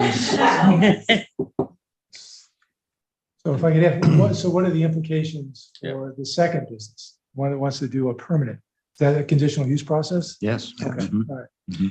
Yeah, and if I could strip the two things apart, I mean, right now, we're just talking about the temporary expansion of premises as we approved in 2020 and 2021. As is. With the same conditions that we've had and trying to determine a date. So if David would amend his motion on the date from September 1st to, you could pick a date later than that. I just suggested the end of the year for simplicity. And anybody wants to pursue permanent, I mean, that's a separate issue. And or if there's a desire from internal to the town of Dewey Beach to Correct. review. Right. The only thing I hope we're okay asking for it. We grant expansion of premises, but we don't charge any more in their business license for the additional seating. But I don't believe their capacity goes up, does it? Because the expansion of premises, the spirit of it was, you're not going to have as many people inside. They're just going to be spread out and using the outside space. So I think we should charge the same amount as was it $6 a seat or something like that? I would suggest that, if we have the opportunity to do that, I think we could do that this year and see where it goes. We haven't had issues with it, so we're not policing. If we just continue what we're doing now that we don't have issues on, I think the only thing we have to decide is the date and the amount. So just to clarify, I don't think the $6 goes in this resolution, and correct me if I'm mistaken on that, Fred. And Commissioner Persinger, you also had some things that you wanted to change. I just don't know if you really kind of still feel them after you just kind of had the discussion with Fred. No, it's just the one addition, just to make reference to when we actually voted on the town policy, because that has the conditions under which the conditions that businesses must meet. So yeah, so I just need to understand what your requested amendment is to the motion. I just want to refer back to the vote that we took on March 30th, 2021, because that has the elements of the policy that is referenced here. March 30th, 2020, right? 2021. That was the last time we voted on this. Yes. Okay, so March 31st. Yeah. And March it's 30th, 2021. Okay. 2021. And then as a date goes, if we give them till the end of October, that pretty much encompasses the whole outside dining season. It's more than 6 months from now. That should be plenty of time to get it wrapped up. So I'll modify the motion to the end of October, which gives them more than 6 months. And I'll also modify the motion to say that we have a clause in there that Fred can word as he chooses, referencing our vote of March 30th, 2021. Do I have a second? Second. Commissioner Persinger. Any other discussion? We've put it to a vote. All in favor, say aye. Aye. Aye. All right. Passes unanimously. Very good. All right, number 4 out of 16. Discuss and possibly vote to approve the purchase of a sweeper box for the Kubota tractor from Burke Equipment Company in the amount of $9,897 for the capital expenditure budget. I'll turn over to town manager to go through a little explanation. Yeah, thanks, Mr. Mayor. If you could bring up those pictures. So as you look on the screen, you can see this is what this sweeper would help take care of is the actual sand that we get on the streets during these storms. And then my guys either have to sweep them, shovel them, or we bring in some DOC folks to actually work on these. This sweeper would we be able to go down, and what it actually has is a sweeper with a bucket on it. So we go through, sweep it, it would sweep into the bucket and we'd return the sand back down to the end of the street. Not only could this be used on the bay side, but would also be used on the ocean side at the dunes. I originally looked at this last year when we purchased the Kubota, but I thought, being my first year as town manager, the amount of money we were spending on the Kubota, we just get the Kubota first, which has been very useful around town to get projects done. But this sweep will really complete that Kubota as a complete piece of equipment to keep maintenance up on our streets, and especially after storms. So I would ask that you approve the funds in this so we can purchase this piece of equipment. Yeah, I think it's a great idea personally. We have responsibility to keep this place clean, so that's a tool that we need. So I'd like the motion to approve it. I second. Any discussion? Not seeing any. All in favor, say aye. Aye. That passes unanimously. Thank you. Number 5, discuss the possible vote to approve an ordinance to amend Chapter 93 fees of the municipal code of the town of Dewey Beach, Delaware, 2005, as amended by amending Section 93.5 related to parking permit fees. Town manager, please. Yeah, thanks, Mr. Mayor. So this was originally brought to us last year by Commissioner Jasinski. It was a great idea. It worked out well for our parking zone, which is 4012, which is a majority of the town. And what it does is gives the folks an option, instead of on Monday, Tuesday, and Wednesday of purchasing a $15 permit for 24 hours, they can actually get a $10 one for 4 hours. And then on Thursday, Friday, Saturday and Sunday, instead of getting a $20 permit for 24 hours, it gives them the ability to get a 4-hour permit for 12 hours. So that last year was a test run. It went really well with it within the 4012 zone. So we'd like to make it permanent. Again, Commissioner Jasinski, I don't know if you have any comment on that. You were the one that brought this to us last year. No, I mean, it's Fred, as I understand it, this is just basically making permanent what was originally temporary, correct? It is. Yes, yes, it is. Thank you. Yeah, so this, I mean, yeah, I motion we approve it. I'll second that. Any discussion? Not seeing any. Vote to approve, say aye. Aye. Aye. That also passes unanimously. Thank you. So number 6, discuss and possibly vote to approve a quote for the purchase of short-term rental accommodation tax management software. We've asked Kate Banaszak to give us an overview of what this means.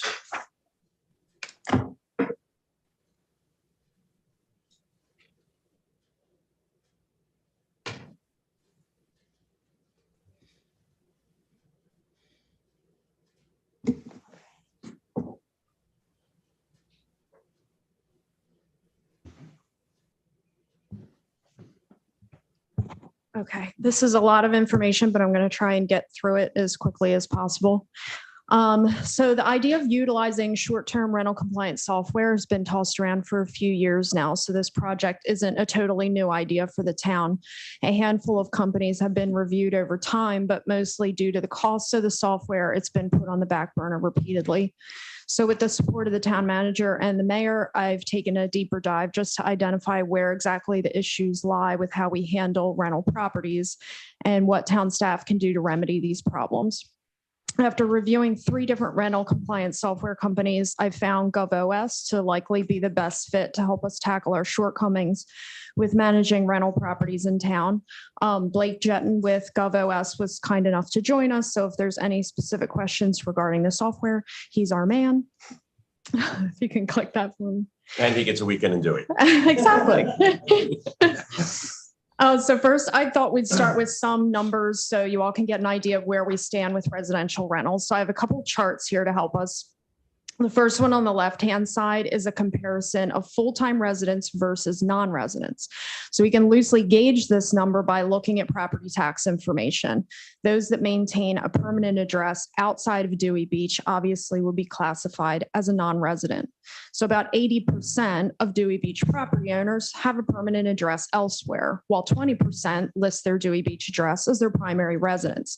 Now, are all 80% of non-residents renting their properties? No, of course not. But we can at least see the amount of potential rentals in town by looking at that number. Now compare that to the second chart on the right, which shows properties that have a rental license versus those that do not. Out of all residential properties in Dewey, only about 37% have a rental license. So for a tourist destination with outstanding opportunity for rental income, where 80% of the owners list Dewey as a secondary home, should that number of licensed rentals be higher? I'd say it's possible that we're missing some revenue there. Next slide. And just so you can see those numbers in another light, we have approximately 1,630 residential parcels in town. And I'm going to use the term parcel because what I'm referring to there is merely what Sussex County designates as a residential piece of property. It does not necessarily indicate how many livable structures or units are on that property. For example, it's not uncommon that the single family home on Swede Street actually has a top unit, a bottom unit, and a rear outbuilding, all of which they rent out separately and obtain 3 rental licenses for all of those properties on the single parcel. Our building official can vouch for that one for me. So in short, that 1630 number, it's likely a titch higher when it comes to rentable structures. And so here are just some numbers from the last 3 years. You see, we tend to hang around 600 for the number of rental licenses we issue each year. 2020 is a bit of an outlier due to COVID. But you also see for 2021, since attempting to step up compliance since the fall, that 611 number was actually lower before I caught 42 people renting without a license, 31 of which we were able to bring into compliance. Property owners are going to hate me after this presentation. Well, that was the other 11. No. Go ahead. Who were the 11? We'll go back. Okay, so there we go. Okay. So just to officially make myself public enemy number 1, I did a little detective work, went online, looked at a few of the big name rental companies just to see how many listings I could find for rentals in Dewey.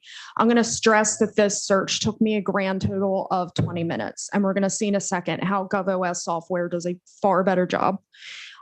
So if we look, these are just some of the major rental companies. Verbo had 300, Airbnb 136, as well as the local vacation realties, Coldwell Banker 48, Berkshire Hathaway 47, Jack Lingo 73, Crowley 52, Long and Foster 22, and then a random Google search which just pulled up a bunch of the smaller companies, Vacasa or Vacasa, I don't know how you pronounce it, TripAdvisor, a couple other smaller ones, that yielded 98 additionals for a total of 776 listings. So 2021, we had a total of 611 licensed rental properties. So that's 165 listings that are unaccounted for. Are you sure those are distinct listings? I mean, because I used to rent my property. I rented it. Yeah, it is certainly possible there could be duplicates there. Sorry? It's certainly possible there could be duplicates there. Yeah, Yeah. certainly possible. Next slide. Okay, so let's just go with that number since, you know, this was my 20-minute Google search. I'm sure there easily could be more, but we'll stick with the 165 just for discussion's sake. So in terms of missed revenue, again, let's go with the 165. The cost for a rental license in town starts at $142 and it goes up from there depending on the number of bedrooms in the property. Based on our numbers, average price of a rental license is $154. That would mean we're missing $25,410 in rental license fees. So that's a solid number. But those properties also need to pay a 3% tax on their income from the rental. Average accommodations tax amount a property owner pays just for the summer is $1,100. So that's potentially $181,500 just on accommodations tax for the summer. Click it. Yeah. So I'm going to show you exactly where the problems are with our current system and how GovOS can help us remedy these issues. Now, one of the things I really liked about this software is we have a couple different modules that we can choose to utilize or not, depending on our needs and budget. So this quote is with your supporting documents, and we'll come back to it. So don't think you have to memorize these numbers or anything. So the base module is identification and compliance. So I'm going to look at how we're handling that now. And click. Okay, so identification and compliance problems. First, in short, we don't have a set protocol to identify rentals. We are currently relying heavily on the honor system. We're trusting that if you rent your property, you're going to obtain a license, which is not ideal. We rely on window stickers that are issued when you obtain a license. So you pay for your license, we mail you a sticker that you're supposed to put in a front window that identifies your property as licensed to rent. Great. But this does just about zero for enforcement, unless Bill would like to hire someone to do a stakeout and see who's renting their property or not. Considering there's over 80 condos at the Hyatt alone, you can see where boots on the ground is probably not going to help anything. So the solutions that GovOS provides for these issues are, first, their system can scan over 30 of the most popular online rental listing sites to search for ad listings in Dewey. What I found is unique to GovOS is that they can also scan specific sites that we choose. I've learned that rental listing sites created by local realtors is almost a uniquely East Coast thing. So when I asked another company if they could scan additional sites like Jack Lingo, Coldwell Banker, I got a jumbled answer. Maybe that's not really what we do, sort of thing. They also maintain a database of ad listings and properties. So not only are they going to scan and look for those ads, they're also going to organize that data and build on it over time into an informational database. They're able to match those ads to property records. So you may be thinking, well, Kate, you say you did this search yourself, pulled up all these rental listings. Why do we need to pay GovOS to do it? Problem here is some of the largest listing sites do not post exact addresses. This is for the safety of the property owner. So I can tell from the listing that it's in town limits. I can narrow down what street it's on, but to pinpoint the exact location, I'd have to drive down the street and go looking for the house pictured in photos on Airbnb. And I'd have to do that for nearly every single listing. So this is a time-consuming process. It would take months of work to compile any sort of accurate list. I know this because I've tried. GovOS, on the other hand, uses a combination of algorithms as well as their own review team to match these listings with addresses with a 98% accuracy rate. Also, they're going to screenshot, date, and timestamp those online ads and compile it into basically an evidence file relating to that property.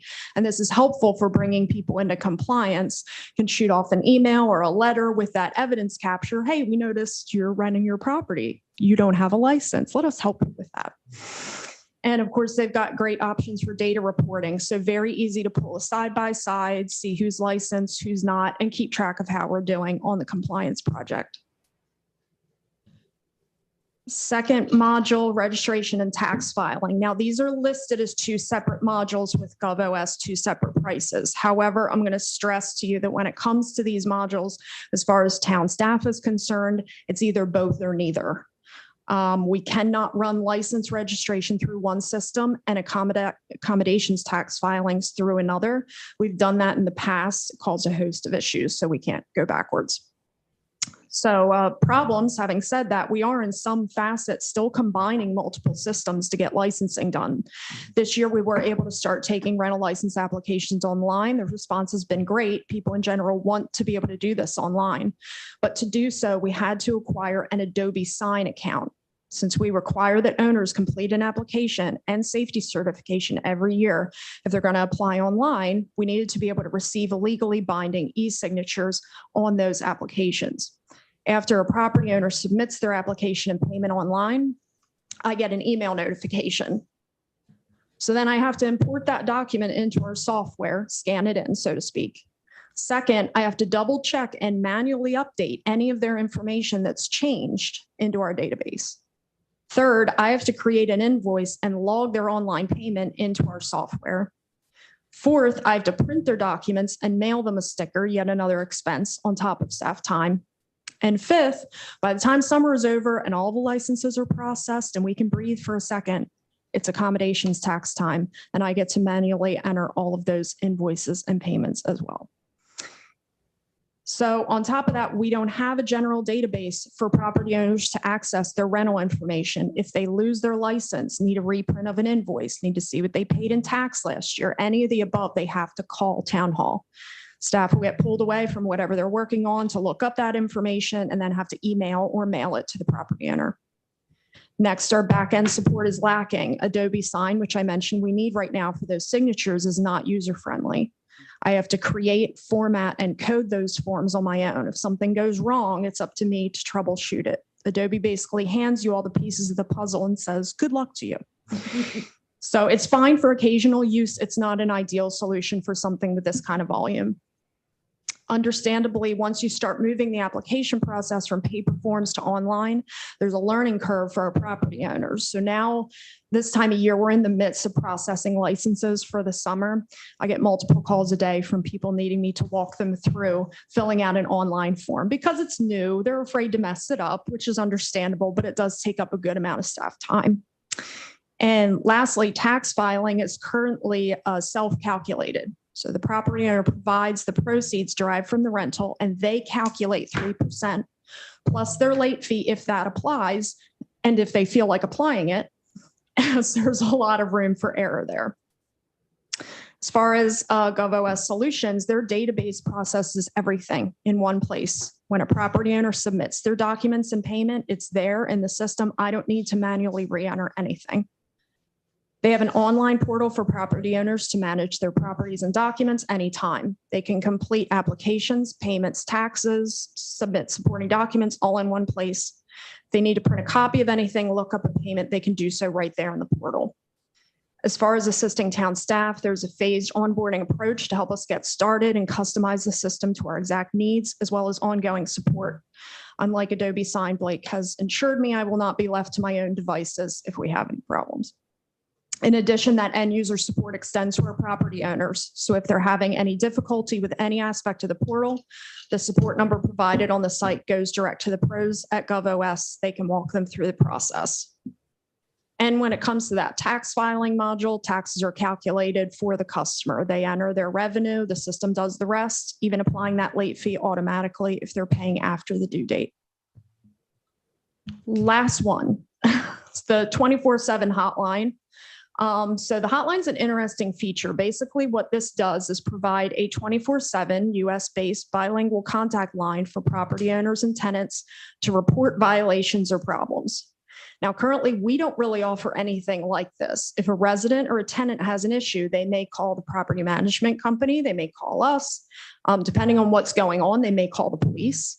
On the actual rental license issued by the town that should be posted in the property, the owner of the home and their phone number is listed. If provided, the property management company and their number is listed. And then at the bottom is the number for town hall. As far as the town is concerned, our literature does not direct tenants in any way of who to call regarding a violation. Something to think about because there is no real central reporting location. It can be difficult to know which of these properties tend to be repeat offenders when it comes to complaints. Sure, the police are going to have records of their calls to party houses, noise violation, those types of calls. Code enforcement will have some records for trash complaints or similar issues, but many of these reports are likely missed because the tenant is going direct to the owner or property manager. Keep in mind, the hotline could be used for really anything under the sun. Maybe tenants are reporting a neighboring property for noise or underage drinking.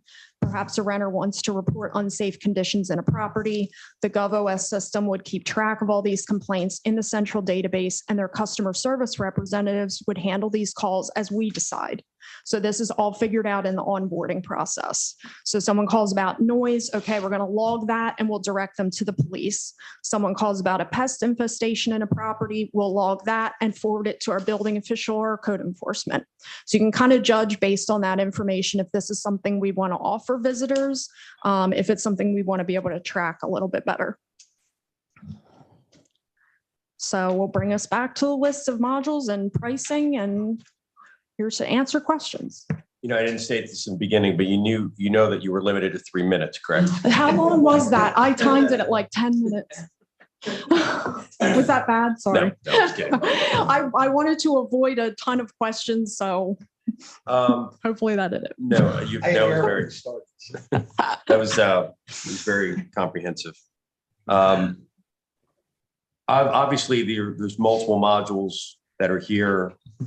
And I just want to make as a statement of fact that if we were to go with identification compliance, is it actually, I know there was an allocation cost, like Is that the actual amount for 1 and 2? Yeah. Or is yeah, that- all would of that- cost, you choose, pick and choose what you want. I think she's pretty accurate on saying registration and tax filing should go together. Even though they are separate modules, it's gonna, you had it. But yeah, if you want to take a Okay. line out, do that. Thank you. I was wondering why you looked familiar when I walked in. So I'll open up for discussion, or town manager, I don't know if you have any additional comments. This is a problem that the town's facing. I mean, I get calls all the time from people that are renting to say, hey, furniture's broken or there's mold growing somewhere. And I mean, I could go to our town official and say, let's go over, but really there is no real enforcement to that. What I've done is really called the realtor and told the realtor about this complaint and tried to get the person renting to call the realtor and complain about it. That's about all I've been able to do with this. Well, I took some notes. I was just curious. Okay, you had put up there just based upon your review that there was roughly 165, and the 165 to equate to something like $220,000.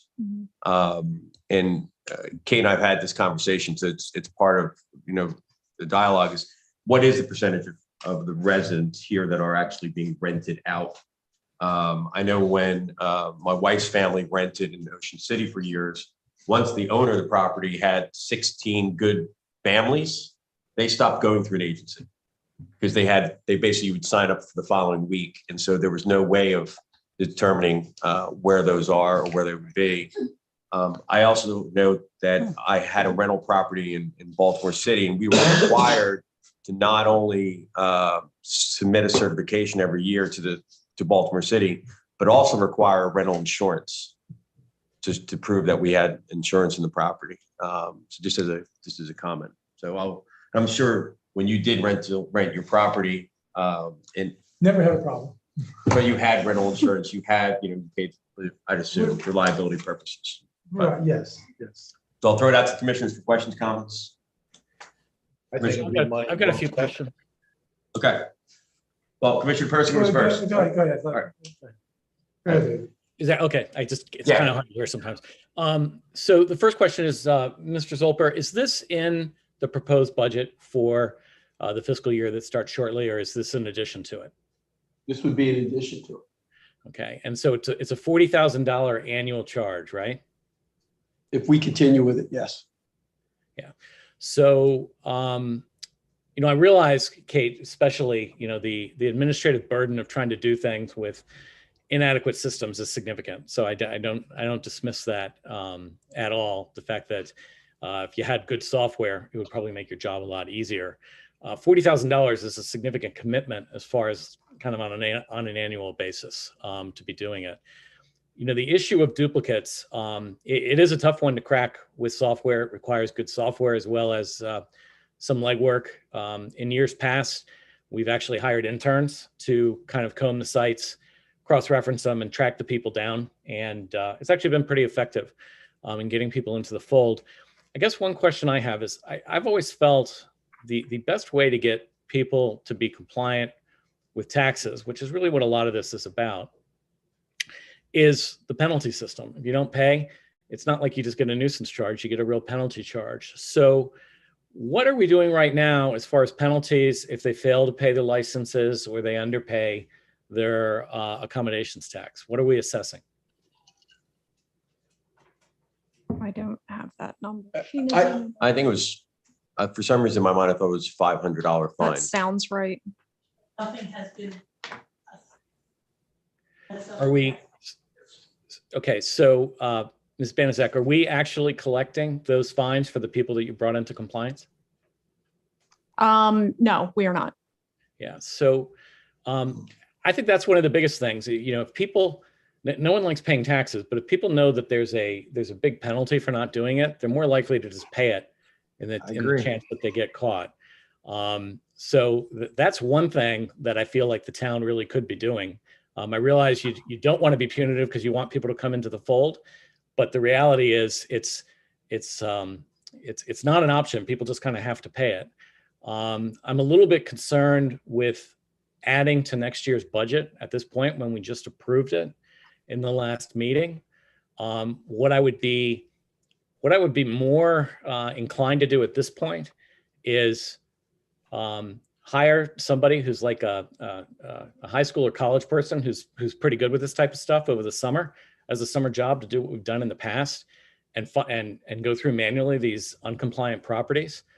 And they'll probably be able to tell us how big of a problem we really have. And then we could look at potentially in the next budget cycle, whether we want to go ahead and go forward with this. I'm a little hesitant at this point to be adding $40,000 to next year's budget. That's kind of where I'm at. Okay. Commissioner Persinger. Yeah, Kate, I very much appreciate your presentation. I have to say, I got a lot more out of your presentation than I got out of the proposal. The proposal was no offense, guys, but the proposal was way too generic. It read like a boilerplate proposal with a few lines in there where you referenced Dewey Beach and Kate specifically. That said, I agree with Commissioner Jasinski that I'm concerned about spending $40,000 out of next year's budget for this. And on a continuing basis, I'm not sure there's an additional $40,000 every year potentially that we'd be able to gain from this. Perhaps there's some value in the first phase of this, the identification and compliance phases.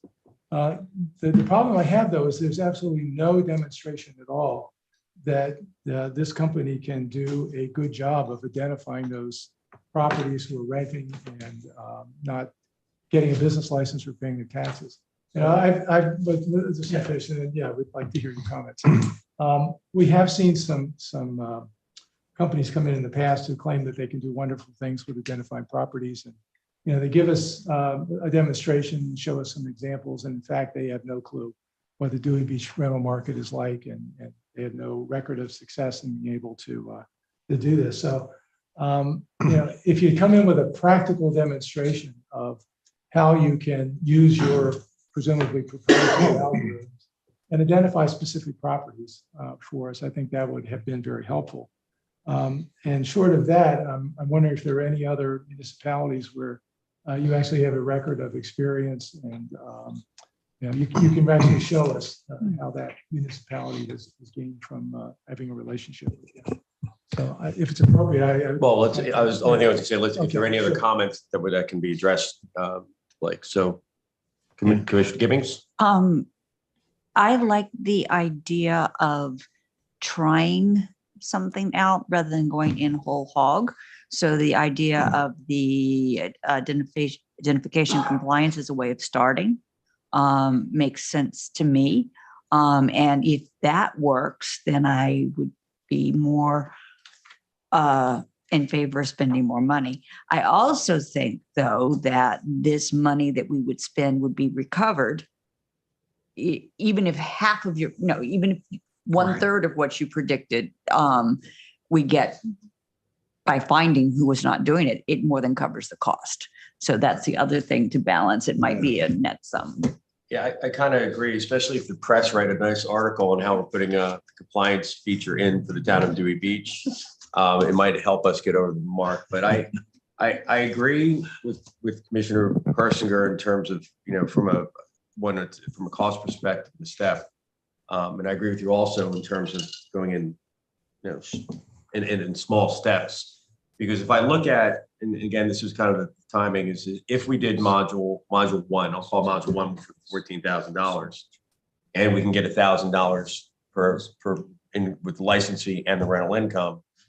Simple math in my mind is we get 14 people that we didn't have before. Mhm. It paid for itself, and the question is, how do we get that?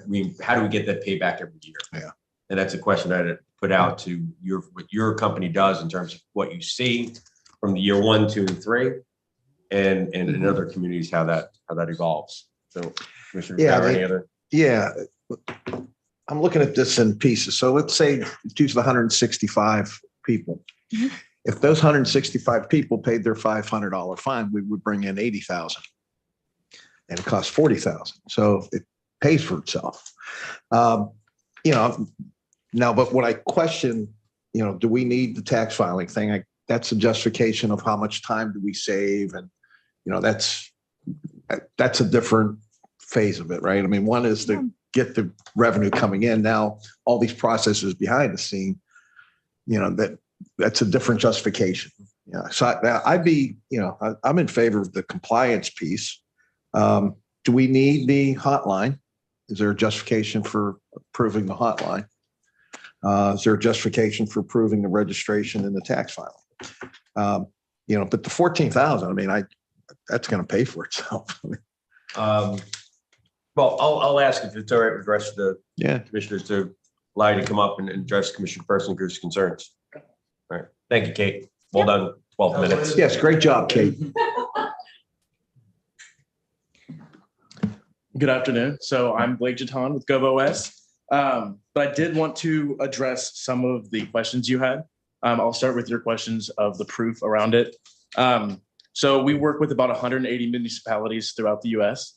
We started in Colorado she was actually a CFO of a town there and created the software because she saw the gap and what they needed to do. So we've taken, typically we see people come to us with about 60% to 70% compliance. By year one, we're going to be at 90%. We don't necessarily guarantee it, but we haven't had one that hasn't reached that yet. For example, we do this on a smaller scale such as yours. We also do it on large scales. Washington, D.C. just signed with us. We're still implementing them. Dallas, Texas signed with us and recovered $7 million in the first year with us. I know that's not the same thing. It's not the same scale, but that is some examples of how we can help. I know, for example, I work on the West Coast as well with Huntington Beach near Los Angeles. They went from their 65% compliance to 90% within 7 months. Just because we not only focus on getting people to come in and pay their taxes, it's the education factor too. Not everyone knows they need to be paying these taxes. Not everyone's aware of the regulations around it. And the letters that we help you send out teach them that and get them compliant. And we continuously help you push out those notifications. So that's part of it. And we have a few other ones nearby. Killington, Vermont is really similar to you. They have about 800 residents and 500 rentals. So they were able to identify those rentals and bring them into compliance. They were a little higher. They did pretty well to begin with. They were about 80%, and they're at 95 now. So there's definitely situations where we almost in every case we have brought in additional revenue, and then multi-years going forward. So the trends that we've seen, we've been a company, or our software has been around about 11 to 12 years. And every year, the number of short-term rentals grows in the United States. I know William and I were speaking the other day, and there was it was a 40% increase in revenue between 2020 and 2021, just because of the volume that was happening. So we see that continuing to grow. Not necessarily in that scale, but it's definitely going to continue to grow, and you'll be bringing in that additional revenue through that. Any specific questions, Blake? Yeah, Blake, could you help, knowing our situation here, could you help justify, the hotline registration and tax filing? How do we pay that? How are we getting our money's worth?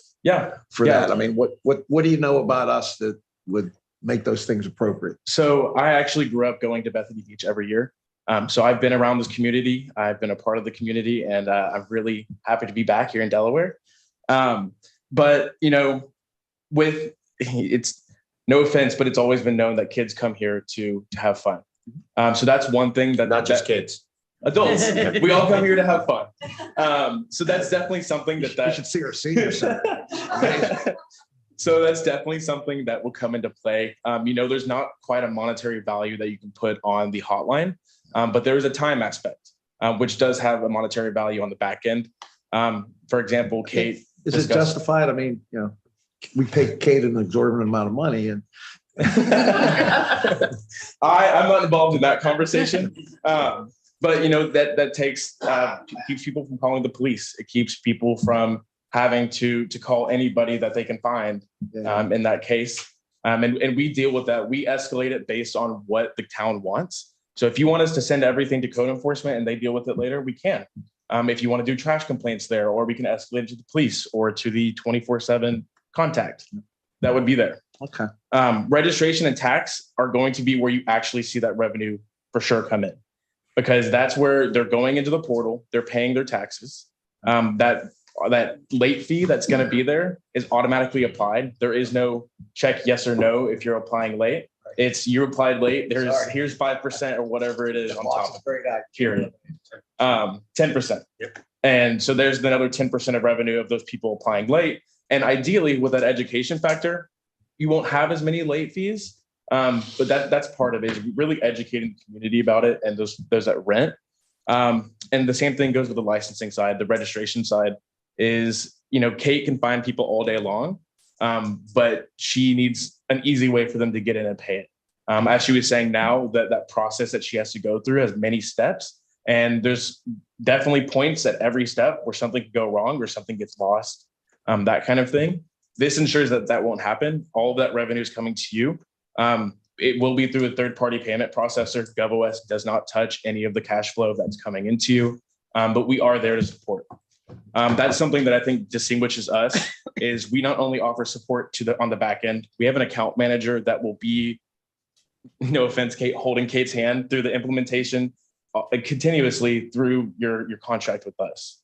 They'll be there for you. They help you do anything you need to build out forms, build out reports, that kind of thing. A lot of them come from accounting backgrounds, finance backgrounds, that kind of thing. And then we have end user support. So we're not only looking after you, but we're looking after your clients as well, which would be those short-term rental owners, to come in and help pay. Question. Just for our town manager, what's your thoughts? Do we need the whole package, certain pieces? I think we should try the whole package the first year, and see how it works for us. I don't know too much about the interns that Commissioner Jasinski was speaking about, but if the interns did such a good job, I still think we are missing revenue out there. And part of it is education. We had one of our folks on a committee that said that they didn't realize that they were supposed to be paying a rental tax and accommodation tax and a license. So part of it is education. And then as far as the fines, we have folks that have not paid their beach tax in 3 or 4 years, and it's still just sitting out there. And I would ask Fred, what do we do when somebody doesn't pay? Do we take them? Do we assess their property? Do we go after their property? Right now, we've instructed Kate not to give them a beach tag or a parking pass, right? You don't get a parking pass till you pay your beach. But really, that's nothing if they owe a couple $100 on top of it. So I don't know what the answer is if somebody doesn't pay, and how we go after them to make them pay. So the town does have the right to place a lien on a parcel to require payment. Now, that doesn't translate into revenue received immediately. That is a kind of a stain on title, as you may know, and when somebody's refinancing or selling or whatever. Does that cost the town anything to do that? It costs the town something like, I do this for some other towns. This is not considered a very aggressive measure, but it's a way to protect your resources. It's going to cost something like $50. It's done. It might cost $50 to put it on and $25 to take it off, and it's done virtually through filings with the Recorder of Deeds office. Do But the you other also- municipalities charge an administrative fee in addition to the amount owed on the beach? Just out of curiosity. Just who? Will the municipality charge an administrative fee in addition to the fees that are owed? And I know we're getting off topic, so I Yeah. apologize. But yes, you can. Okay. You got to send a notice Right. saying, failure to pay will result in X, Y, and Z. But as far as legal expenses, you can't just tack on some kind of an arbitrary number and say you're entitled to that. And there was a discussion earlier about what the fine or assessment was for failure to comply, and I did have a chance to look that up with help. And the assessment is 10% of the tax that would have been due. There's also a civil. You're also in violation of you've committed a civil offense by not paying, and you may be liable for a $200 fine associated with that. But it's primarily this 10% business. So in other words, there's not a button you can push to start getting $500 a pop. in case that has any impact on how you proceed. We'll get back on topic in a second, but from what you're reading, how far back is the town able to go if they find that a resident is not compliant? You'd have to show Proof. what tax would have been owed, Right. which is not going to be easy to do because you don't know what the rent Does the was. software look that up? So we don't necessarily deal with the assessed values. So that would be something that the town would have to deal with. As far as a beach tax goes. No. Not the assessed value, but I've rented, can you go back 10 years or Okay. somebody didn't pay their rental tax? So no, because we're taking the data that's currently available to the public. Right. I have a question for Blake. Yeah. So do you also look at the calendars and correlate that people are fully paying their accommodations tax and not shortchanging the number of weeks and the rates and things like that? Yes, that's actually a separate tab within the tools. So we do look at those calendars. All we can see is that those dates are blacked out. So the problem with that is we can't differentiate between if they're blacked out because the owner is using it or if it's being rented out. So it's just going to be an estimate. It won't be exact, but it is something that's in there that you can look at. And another thing that, going back to your previous point, we continuously scrape these sites. We put new ads in there two to three times a week. So this is going on year round. We're constantly reviewing those. So this isn't just a one-time thing where we're going to go look and find all of those listings. This happens year round every week. So that's something that we continuously work on. And Fred, is there any prohibition against us taking a more aggressive failure to pay position in terms of percentage of accommodations tax and license fees? Can we legislatively say that, for instance, accommodations tax that is more than 30 days past due is 25%, and if it's 6 months past due, it's 50% extra? Are we allowed to do that?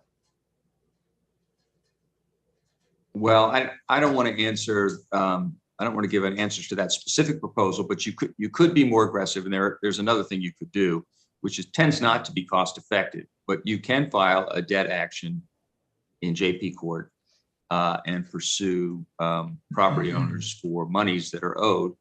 That can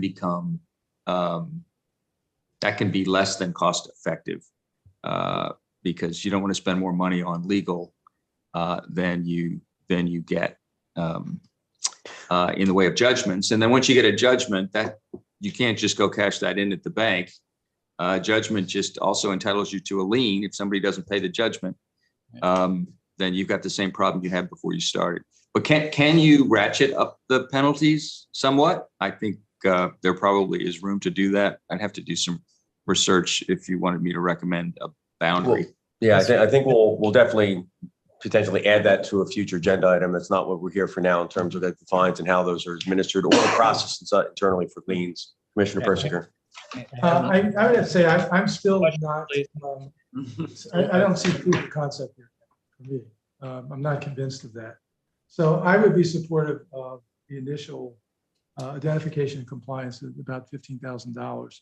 That relieves some responsibility from Kate, certainly.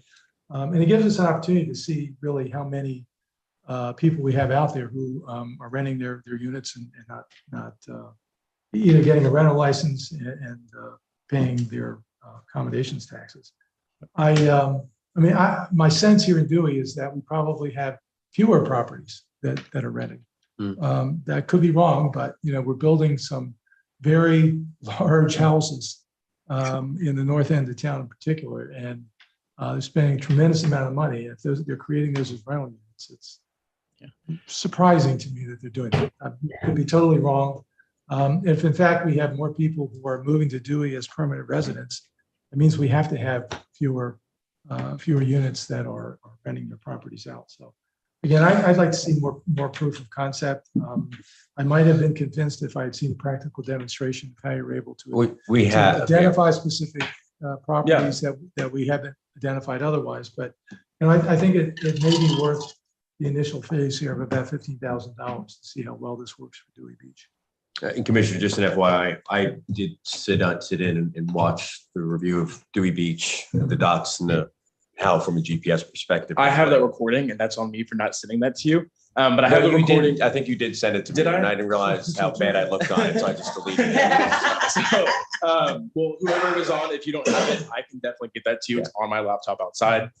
So I can get that over to you to kind of take a look at it. And if you want, we could walk through later with an actual demonstration as well, live. Not today, hopefully. But I think we need to make some kind of a decision. But that's my. I had a Yeah, question. Manisak, Yes, sir. Okay, so many municipalities contract with Airbnb or VRBO, and when the tax is collected by them and they say on your rental it's 3% or whatever the case is, the money doesn't actually go to the homeowner, but those organizations actually send it directly to the town. Have you explored with them the possibility of setting that up with Dewey and how that would have, how much they charge to kind of provide that? I can give you an answer. Partially, we partner with VRBO. They're getting rid of their VCA contracts. So there are no new contracts that you can sign into with VRBO, at least, that will allow you to do that.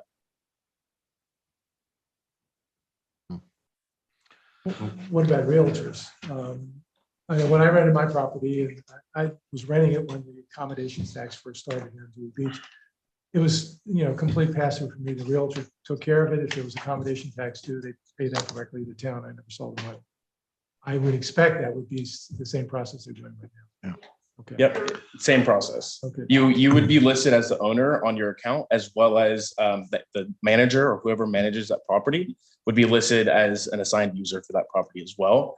And what they can actually do for those managers of those properties, they have multiple properties. Some of them could probably have hundreds, and they can go in and do a bulk filing. So it makes it easier on them as well without having to go into each individual property. They can kind of loop that in all together. Yeah. So one additional question, and this is for Blake, the identification and compliance, those are kind of separate from the registration and tax filing for homeowners to do their licenses and pay their fees. Do we have the option to take this proposal and do the identification and compliance piece of it? Yes. Yes. Yep. Kate, did you have an additional comment? Just as far as the accommodations tax, when it comes to the private realties, yes, they that on behalf of the owner. I have to look up what the actual legality is with Airbnb. What I'm told, something in the legislation for Delaware does not enable Airbnb. There's 3 states that they can't do Yeah, it. there's Or one of pretty them. much every other state they will do it, but for Delaware they will not. So, yeah. Anyone Right. who's listing self-listing sites, they have to. Right. Airbnb will take no responsibility. And it's from what I understand with our partner, we talk to them continuously with Expedia Group is the whole group. It's just a lot of work on their end and they're tired of it. So they're getting rid of it. And B, when they remit taxes to the towns and cities, they give you a lump sum. There's no way of knowing where that money comes from. It's like, here's your money. We hope you got it all. That's it. Okay. I'd like to make a motion on this. I think we're good. Yeah. Thank you. Good job. All right. I think we should do it, although it's not a budgeted item, it's something that's going to pay for itself, right? We're spending money, but getting money back. I feel comfortable that we're going to get at least 14,000 back. I mean, I think that's a no-brainer that would get at least that much back. If our town manager and Kate believe that, we need the full 40,000 package, I guess for discussion purposes, I'll motion to approve the 40,000 and let's do it for a year and see where we're at. I guess we'll be able to justify using those other pieces after a year. I mean, what do we have to lose? I think we're going to get it's paying for itself. So although it's unbudgeted, we're not putting any money out really. Second. Any seconds? Do not see a second. Okay. Go Go ahead, David. I'll motion that we right now do the identification and compliance modules. We'll see how those go. We'll see how those go over the next year. And we're certainly opening to adding the registration component later. The reason for it is once we kind of ask all of our residents and our property owners to register and do it this way, I don't want to flip around after 1 year. I if we're going to ask them to register, we want to kind of have this in place for quite a bit of time. So my motion is to do the identification and compliance piece of this, see how it goes, and then decide if we want to add the other components. I will second that motion. We have a first, I have a second. Any other discussion? I'll put it to the floor for a vote. A motion to approve, or a vote to approve the motion to go with the identification and compliance software as for Dewey Beach. All in favor, say aye. Aye. Aye. It passes unanimously.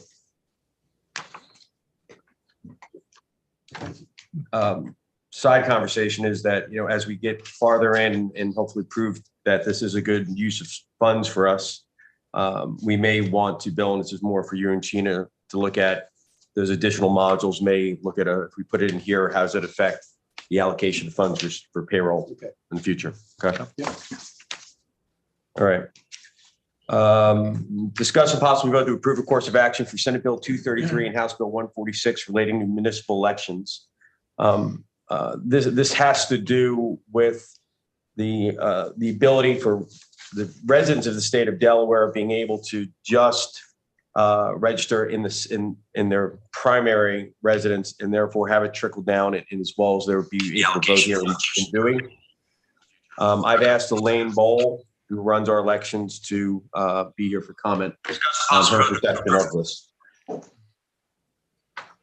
Elaine? Hi, everybody. There's not really much that the commissioners can do that the mayor has not already done.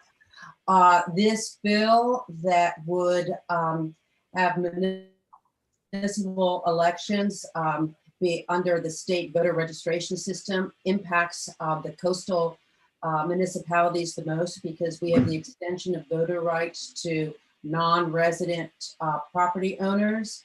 But it's already passed through the House, and it's scheduled to be passed through the Senate on Tuesday. It looks likely. And so the governor has been given some information about it, about the protests. Our mayor has opposed it, as well as most of the coastal towns, which this particular change in state voter registration impacts. So I guess the good news is that they don't have all the details worked out.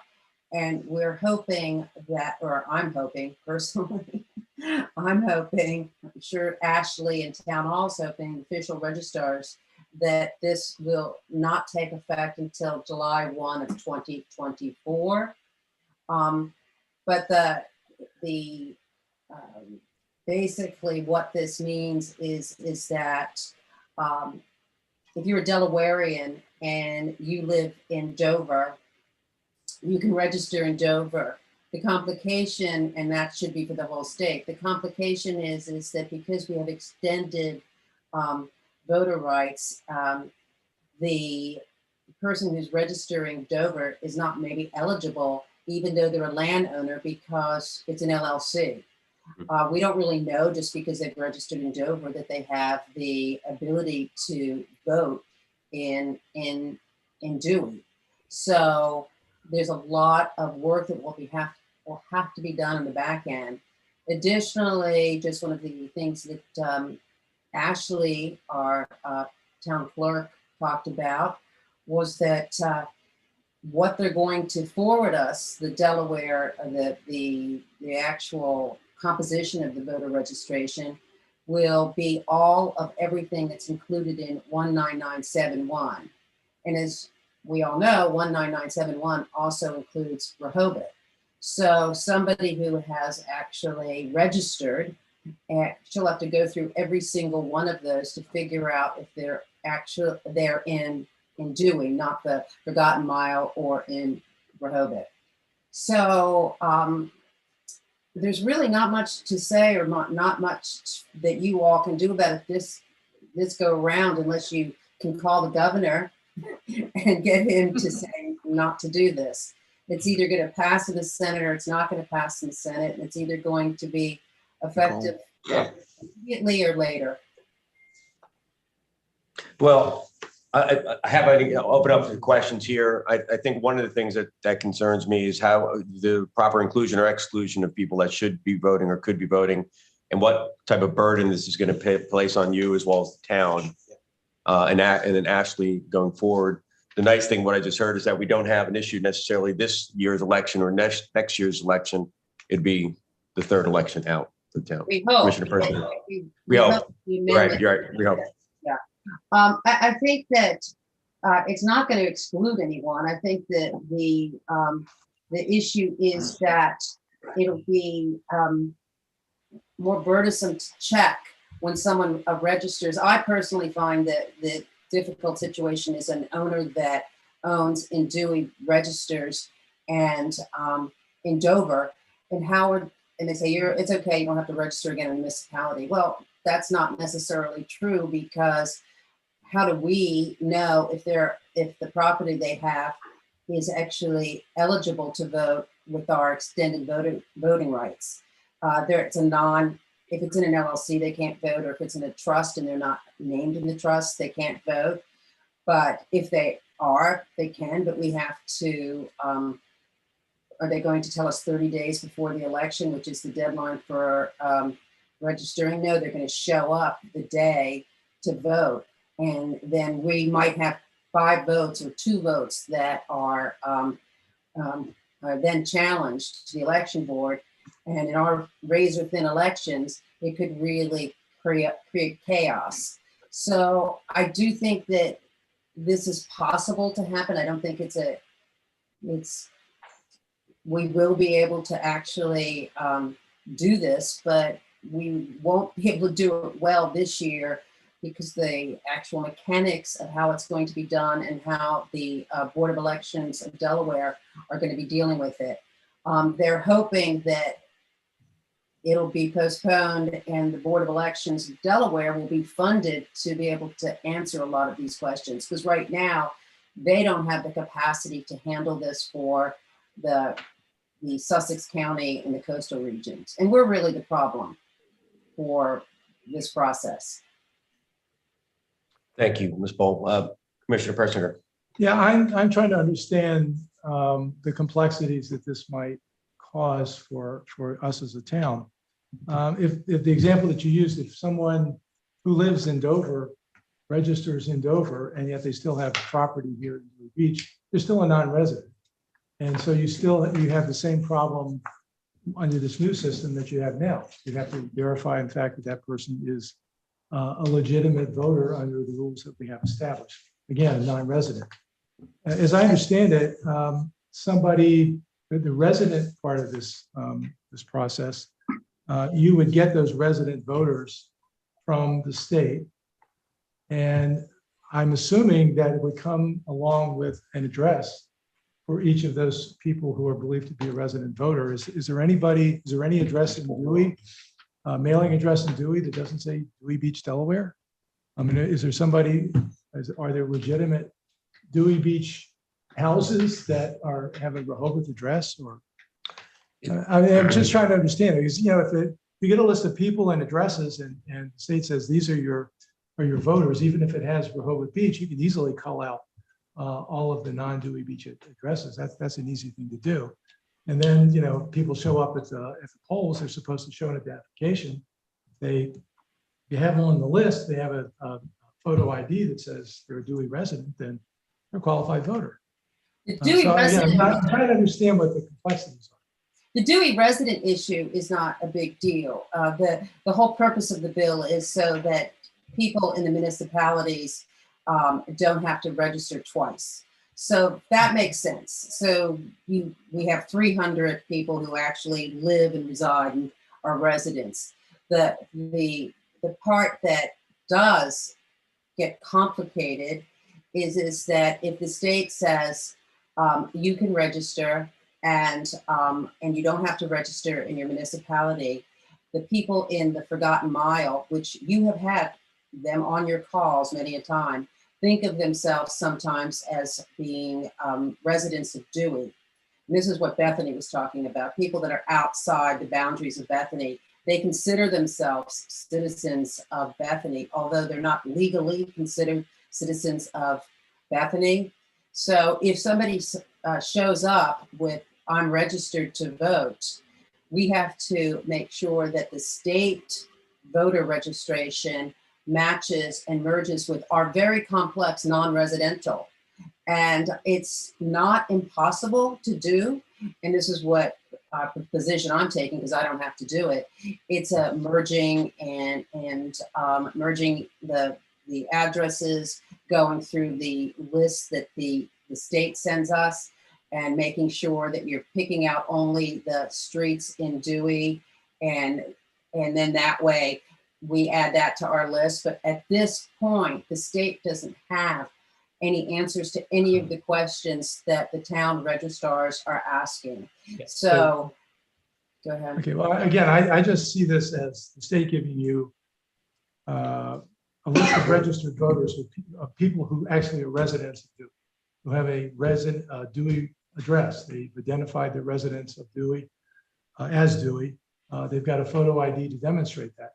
You already have all of the other problems for non-residents. You know, we deal with that all the time, every year.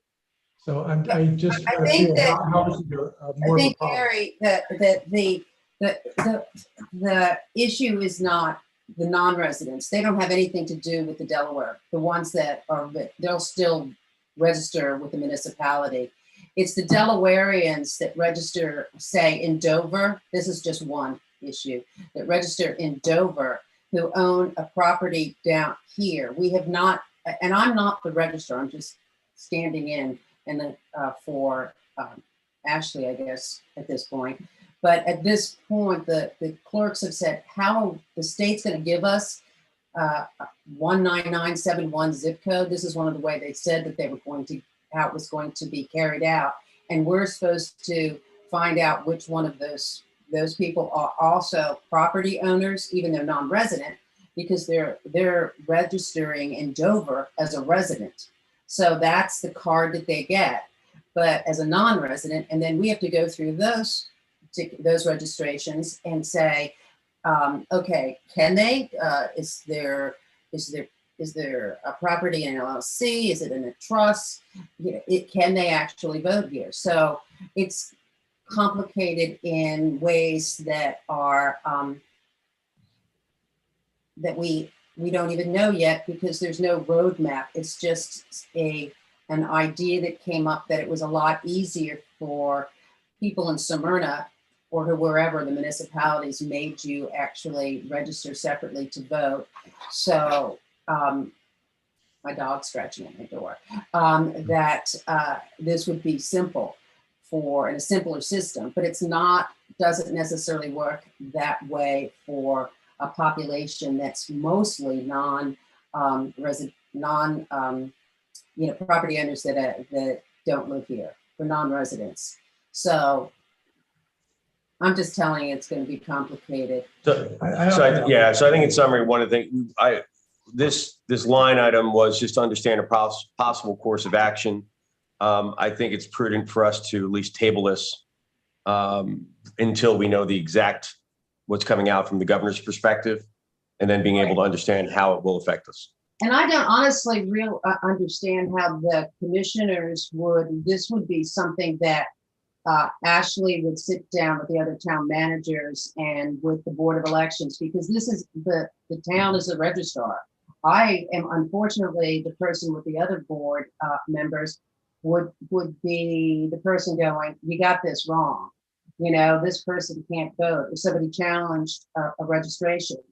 And so I think that you have very articulately let everyone know, and so is the other towns, that this is not a plan that's been thought out, that we want some time, and at least ask for the time for it to be thought out by the election board in Sussex County that it most impacts. Wonderful. So can we table this? You can table it. All right. And I want to Lane, say, thank you so much. And I want to say, Kate, I loved your presentation. Lane, thank you. Thanks, Elaine. Thanks, Lane. All right. Table this until further knowledge. Number 8, discuss and possibly vote to approve an ordinance to amend Chapter 112 Housing Standard Article 1 Housing Code, Section 112-2 2, enforcement of to clarify authorizations for enforcement. Yeah, Mr. Zolper? yes, so under this 112.2, we had town building inspector. We want that changed to official town manager or designee of the town manager. Motion to approve. Motion to approve. Second. Second. Any discussion? None. All in favor, say aye. Aye. Motion passes. Unanimously. You are now the building inspector code, whatever, all of the above official. Discuss long-range plan and capital budget. This is purely for discussion. Ms. Hall, do you want to come up and give us an overview of what you prepared?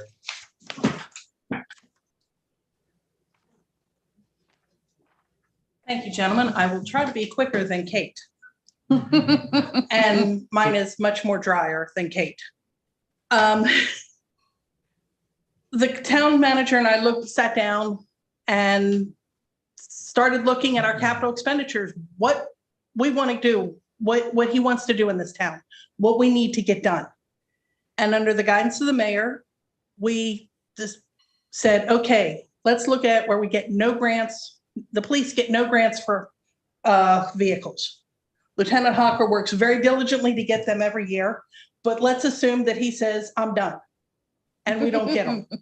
Let's assume none of the businesses in this town are willing to help us like they did buy the goat, or to help us buy any an ATV for the beach patrol.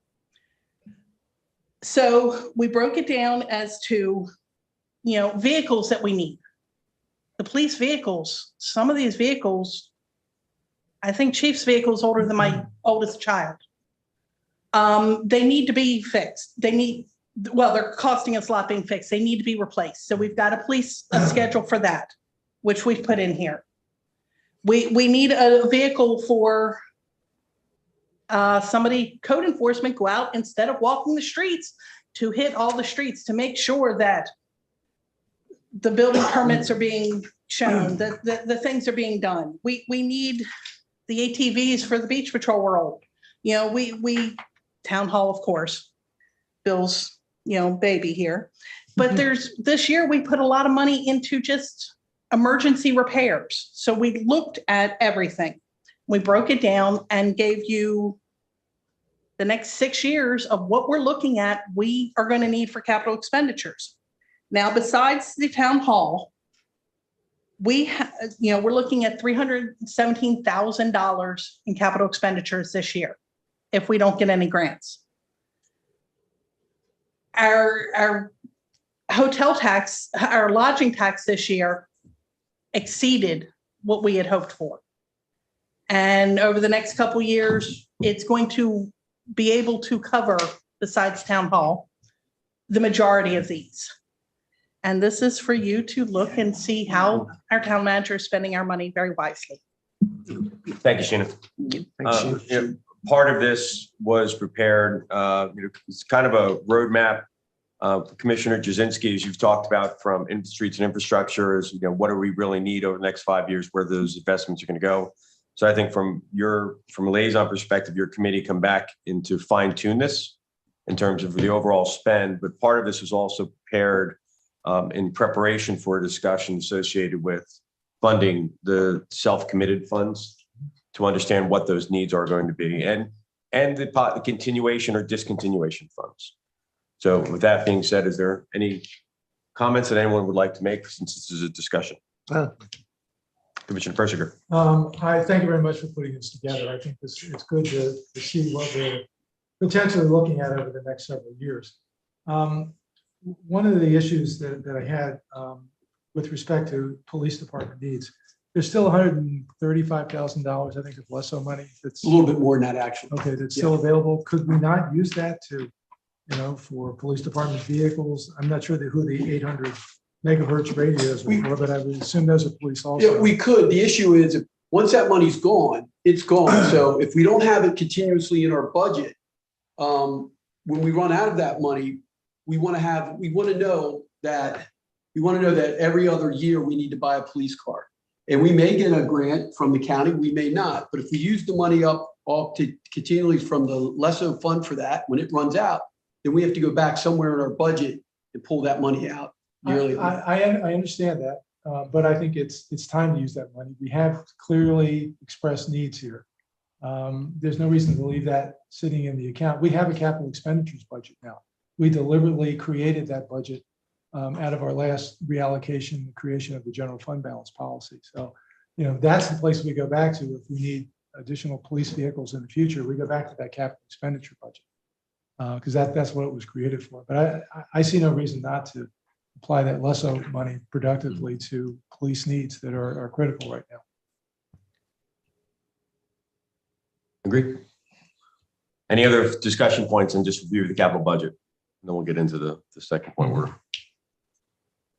Okay. Number 10, discuss and possibly vote on the allocation of unassigned funds surplus to self-committed funds. What I think we have, and I'm assuming it's been posted, a statement from Town Hall in terms of various that's projected surplus allocations. But before we get into that, let's start with, I know that Commissioner Persinger had asked for there to be an estimate of where we're going to end in fiscal year 23. So can you come in and present that, Saul? Gentlemen, I'm sorry for the late timing on this. We have 3 payrolls this month, and I wanted to make sure I had 2 of them before I could give you a more accurate estimate for the end of the month, for the end of the year. It's looking like the projected positive, I'm very conservative, is going to be about 1.7 million. That's very conservative, but we only got $42,000 in transfer tax this month. So that's a little bit lower. I went through and I took Commissioner Persinger's fund balance policy. I've been reading it a lot lately. Don't understand it. And I allocated, I looked at, as he had requested, what we would need to bring our rainy day fund and the 2-month unassigned up. The rainy day fund at the end of March is going to be roughly 1.9 million. To get, based on the new budget, we're going to need 2.2 million. So 275,000. I'm rounding these, gentlemen. The unassigned, which is 17%, is currently at $378,000. We would need 736,000. So another 357,000. Those two together, $632,000 out of that 1.7,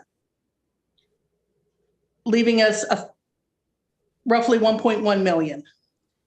I took then, this was prior to your discussion about using the funds for the capital, but once again, assuming nothing else, took the capital expenditure, the 317,000 out, just to make sure, leaving us $750,000. Now, our streets and infrastructure account, based on what we have now at the end of fiscal 22, and if we hit all our marks for 23, what we should have, and no expenditures, and I know there's some money that's already allocated, we would have a little over 800,000. There's 400,000 that's already been projected to be used, would still leave us 400,000 in the streets and infrastructure account. The town manager and I were looking at this numbers, and 750,000 is a great number to go towards our new town hall. That's filling the rainy day fund, fully funded before we start the year, fully funding the unassigned before we start the year, and we have a strong streets and infrastructure, going into it. This was just our suggestion based on the numbers. Commissioner Persinger, I know you have I questions. do. All right. So I think, part of the goal of this exercise is to establish a fund balance with the beginning of the fiscal year. When I, just quickly looking at the approved budget, less the set asides, that comes to about 1,945,000, and then adjusted up. I guess what I'm trying to get to, what is the exact number that the rainy day fund should be, given the current budget? Well, For one. I guess and thank you for doing this, first of all. And to recall exactly what's in the fund balance policy, I have to go back and read it as well. But what we said was, it's 6 months of operating expenditures and 15% of 15% for the unassigned fund of operating expenditures. It's not 2 months. We wrote it as 15% or approximately 2 months. Okay, And so what you can actually do, I think, is dial these down, because if you'll recall, when we developed this, we had higher numbers because we based our calculations on all of basically the revenue stream before we took out set asides. okay. And the auditors came back and said, no, you don't have to do that. Just work with operating expenditures. And the set asides are really not a draw on operating expenditures. They're a draw on revenue. So you can subtract the set asides. And if you do that, I think you're coming up with the same number that I'm coming up with. The rainy day fund would need about $2 million. And the unassigned fund would need about $600 million. So that gives you a bit more surplus to work with. And it's fully consistent with our fund balance policy. The only other question I had was you said that there's a projected positive net difference of roughly $1.7 million. I'm trying to tie that back to a number that we actually have. And the only number that we actually have right now are the results through the end of February. So would that be comparable to what I would see if you look at the financial summary of the difference between total revenues and total expenses, less set asides? Would that be about the 1.9 number? Correct. What I did is I took what our revenues are so far for this month, since I do know them, and our expenses so far this month. I added in, made sure the utilities were all up to date, and added a third payroll in to get my numbers as close as I could. Okay. So, I mean, it sounds like we're thinking on the same basis. In terms of your suggestion about how to allocate the surplus, I think you're probably right to put it into the operating fund. And I say that for two reasons. The town has ramped up its activity in terms of trying to go after grant money. That's a good thing. That's a good way to save some infrastructure money. And the problem, if we put it into infrastructure, we're then stuck with that public hearing requirement. If we want to take money back out of it, we're probably stuck with going through the infrastructure committee and going through a public hearing to do so. Not sure of that, but that is a possible complication. So it's easier to, if we actually need it, it's easier to move it from the operating capital expenditure fund to infrastructure than it is to move it from infrastructure back to the capital expenditure fund. So that's again, thank you for doing this. I think that's exactly what we need. And I agree with your suggestion. Based upon that discussion and information, what I'm hearing is that we're not necessarily looking for an additional allocation to the streets and infrastructure fund. But if my math is right, that in rounding up, that the rainy day fund should approximate $2,565,000. Well, the rainy day fund would just be $2 million. That by my calculation, that would be 50% of operating expenditures less set asides. And then Correct. You're right. And Yes. then the unassigned fund would be about $600,000. Right. Totaling $2,565,000. Yeah. Yes. Yeah. Question from a commissioner perspective then. If we're going to leave streets and infrastructure alone right now from an operating perspective in terms of possible grants, when we look at, for example, broadband infrastructure, do we want to let that roll out as we continue to use it for our consultants, which is what it's been used, or should we fund it to a different level? Any question, any comments or thoughts the other way? Phrase your question again. Sure. So if I look through our assigned funds, it's really when I look through the fund balance side, the beach fund and the review fund will be closed out as the beach funds itself, the review fund will be done with the DBE. Streets and infrastructure, made a comment to just leave that alone because we lose general funds. The next fund in our assigned funds is the broadband infrastructure. And so right now we started with 40,000, we're ending with 23,143. Should we keep it as is, or should we also take part of the unassigned fund and move it towards the broadband assigned fund? David, I'm going to give you a buzzer. Yeah, I did. I don't have a comment on making that move. I'm completely fine with Sheena and the town manager's proposal for how to allocate it. I guess my kind of view on this is, the elephant in the room is when we get the number back, what town hall is going to cost us. And I just feel very confident that we're going to be having to relook at everything as a result of that. So I'm certainly fine with the way they've proposed allocating it. And the reality is we're going to have to spend some time looking at this once we get a number on what a new town hall costs. Okay. Let me ask you this question then differently. Are there any of the assigned funds themselves as they are that we would want to either eliminate or to add? Like, for your point, David, Commissioner Jasinski, would you like to have a separate fund just for town hall? Well, the only question I really have in that regard is really for Mr. Townsend, and that is when we allocate funds, I'm assuming that we do have the freedom, whether through resolution or ordinance, to reallocate those funds to another purpose. And if we are eliminating ourselves from doing that, I'd like to know. But as long as we're not eliminating our flexibility, I don't feel really the need to kind of mess with things too much right now. So just to off the cuff answer, I think is that you would have that flexibility. However, there are examples where you don't have that flexibility, and that has to do with revenues for beach tax and other things that involve the public. So I think you can reallocate or redesignate funds like that if they are labeled one way or another by yourselves, as opposed to being a product of a tax or some ordinance required or charter required measure. Okay. So what I'm hearing from everybody, don't overcomplicate it. Let the process run its way in terms of what's already in the general fund. And when we get the proposals back in May concerning potential cost of the town hall, we'll look at the allocations and decide that. Is that all in agreement? Yep, I agree. Okay. Yep. All right. 11, discuss budget process, possibly develop additional elements of preparation to enhance process and communication.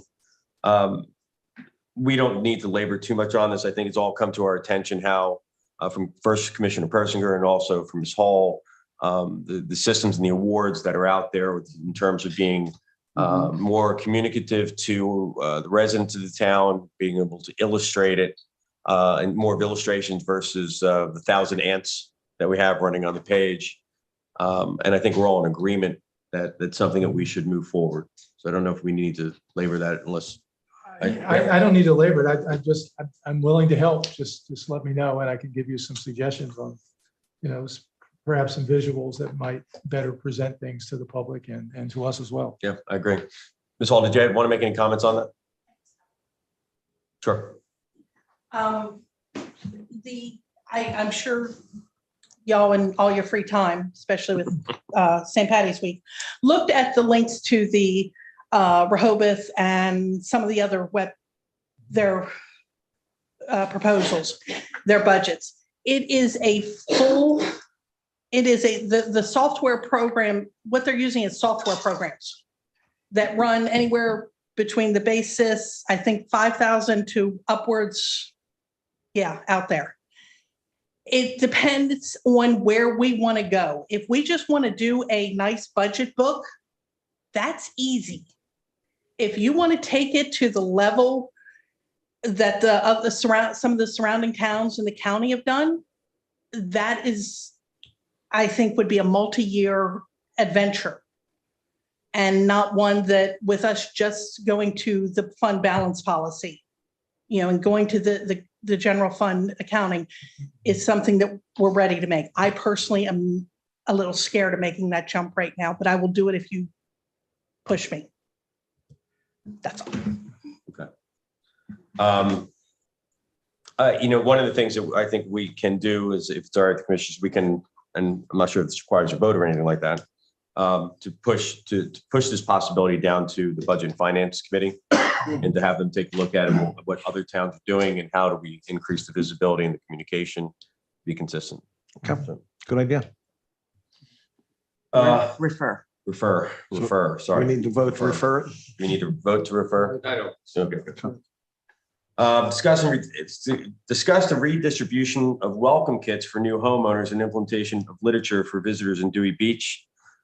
Just an overview. It was funny having a conversation with Ashley before she left, and she commented how all new Dewey Beach homeowners get a welcome bag and get a bunch of information and I love the props. They used to. So we currently have around 100 of these. Right. And that were given out to residents. They're in the code enforcement building right now. And it's a conversation of a few things that have happened this past month with the newsletter that came out from the town manager, as well as communication from our building inspector, chief officer, in terms of what is a building permit, what do you need a building permit for, to even knowing how to get in touch with the police and having the police number. There's some basic information that we can put back into this welcome kit and get it out to people, and even ask the businesses in town to contribute. I think it's a practice that's not only helps us to educate on accommodation, to also welcome them to town, and thought process there. I'll open up to the.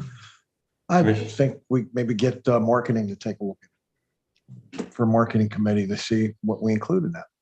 And if we can get some sponsors. So it doesn't cost us money. Refer. Refer. Refer. Refer to marketing.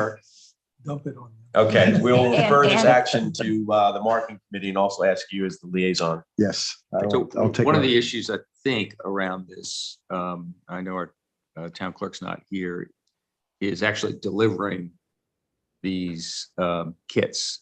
And whether that's appropriate or welcome, or whether it's the right thing to ask our staff to be doing, or whether maybe it'd be a better idea to invite your new residents into town hall to pick it up, as opposed to having a dog confront them, or people thinking that you're here really to take a picture of the inside of the house or find out whether you're renting, stuff like that. Well, the good thing is that we do get a monthly list through the transfer tax of the new residents. And we absolutely can make sure that the process includes, from marketing's perspective, that there's an invitation to come to town hall to meet the representatives of town hall and to pick up their bag. And I don't know too many people that aren't going to want to pick up their goodie bag. Right. So, okay, that's been referred to marketing.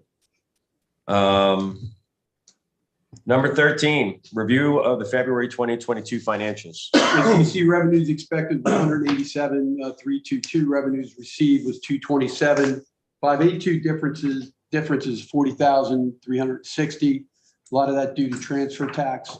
Expenses expected was 226,069. Actual was 210,938. Difference below expected was 15,131. Year-to-date difference expected 251,516. Actual, we have 2,300,080,111.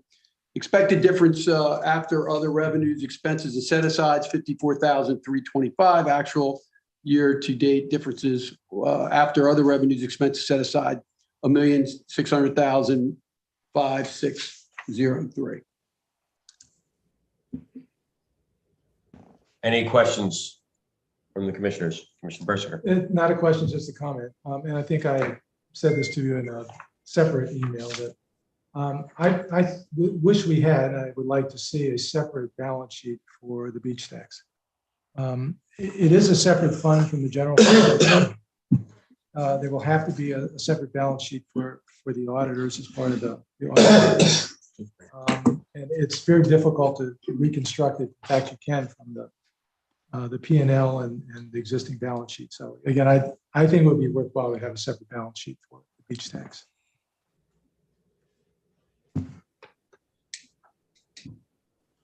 Any other? Okay.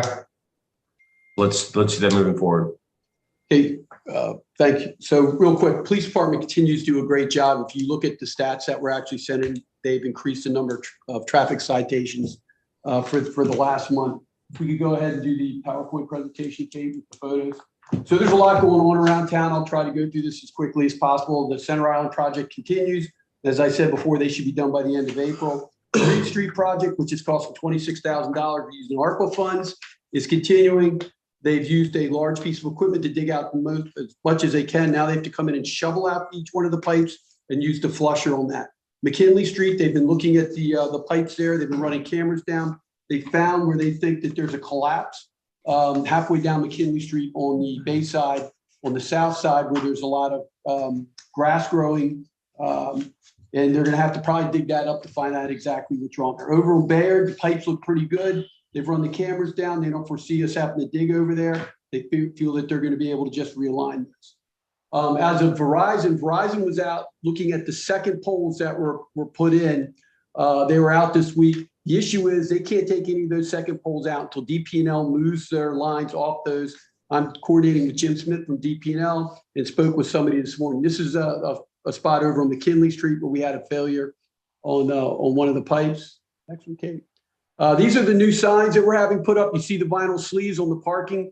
We've gone through, we've reevaluated each street from Collins Street all the way to Bellevue. We have these new vinyl signs, and I'm hoping it improves the way the town looks so that we don't have people, when they get out of their car, they're throwing beer bottles and trash out. We've also eliminated the number of signs on each street. We're trying to make it uniform, and I just think there's too much signage in doing. Next, please.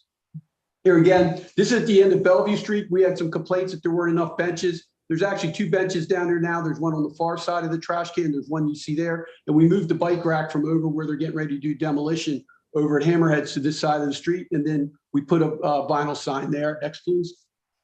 The guys doing work down there on Bayard. Next, please. And then these bushes were a constant problem. We took care of that. We found out that the owners of this property actually own halfway into the sidewalk. We pulled the survey. Dawn was able to pull it. Those people that own those townhouses right there, their property lines out into the middle of that sidewalk. So something unique to Dewey Beach when DelDOT put in the sidewalks. Next, please. And then this is an example of what the Civic League wants to put at the end of each one of the streets. You cross over the dune, go into the ocean side. When you come down the edge of the dune, it's going to be a 10-foot by 4x4 post that'll go into the ground. We're going to put one at the end of each street. It's going to say from the beach side what street you're on. And then on the side where you're coming over the dune, it'll say what street you're on. It's about $3,700 for the complete package on this. The Civic League is reviewing it right now. I do believe that they are going to approve to pay for this. So that would be the $3,200 approximately for the art folks out of Leah Beach's team to actually do the work on the post. You can see it right there. That's also including the 4x4s that they're going to reimburse the town for, and then the town will actually do the install for free. I think it'll look nice.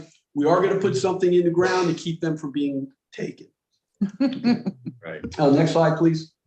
And then this is our new Dewey Beach ambassador logo that'll be out on our gator this year. I've already hired 2 ambassadors. One's a professor from Penn State, and the other one's a veterinarian student. I'm looking for one more if anybody is interested. Kate came up with the sign. Thank you, Kate. Next, please. And that's basically, let me run down just a couple things. I'd like to thank Highway 1 for donating money so we could purchase a new ATV for the lifeguards. That was huge for us not to have to spend that money. Lifeguard recruiting is going very well. The lieutenant or the chief can talk to you about how their recruiting is going. I think it's going somewhat well too. Our issue still is finding people for parking. We have 2 people right now for parking enforcement. That's it. So I know that we cut back $40,000 from those salaries, but I'm actually looking at ways to entice people to come, maybe raising that $16.25 an hour up to $17. We have to have people come out and do parking enforcement. And we're going to have to get those folks out there. Spring cleaning, working with the chief and the other folks in town hall, we had to have our dumpster out back empty 3 times. We got rid of a lot of stuff in town hall, doing some cleanup, and I appreciate the police department jumping in on that and getting that done. There are folks that are doing business on our beach. They get a business license, right? They pay roughly $109 for a business license, and they're making, one group on the beach is probably making over $10,000. Okay, something we need to think about maybe for next year on how we want, do we just let them pay the $109, or is it something that we want to look at maybe somehow collecting a little bit more from that business license when they're making that much? We love to see the volleyball, we love to see the skimboarding, and we love to see the yoga, but they are making some money off those businesses on the town beach. We had a group come in, they want to do camel rides on the beach, believe it or not. I'm a little hesitant with that. I've talked to our insurance people about that. There is some concern, and recently there was a news report of a camel killing somebody down in Texas, but they are talking to us about that, and I'm looking at that. I think there may be some prohibitions on monetizing the beach. So I think we need to look into that. Okay. Yeah, the beach is not there for anyone who wants to run a business, to buy a business license and set up on the beach. It's more restricted than that.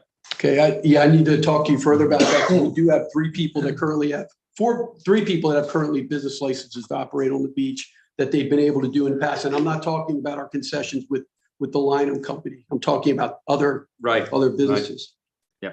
I am working with Remington Vernick, our engineers, to look at the next 5 years and what else we have to do for infrastructure for the town when it comes to stormwater. We're looking at that. RTT funds from the county, $142,000 so far. The chiefs let me know some of the equipment. Captain Fritchman's let me know some of the equipment. Next 2 weeks or so, I'll get the information from them, and then we'll go ahead and apply for those with the county.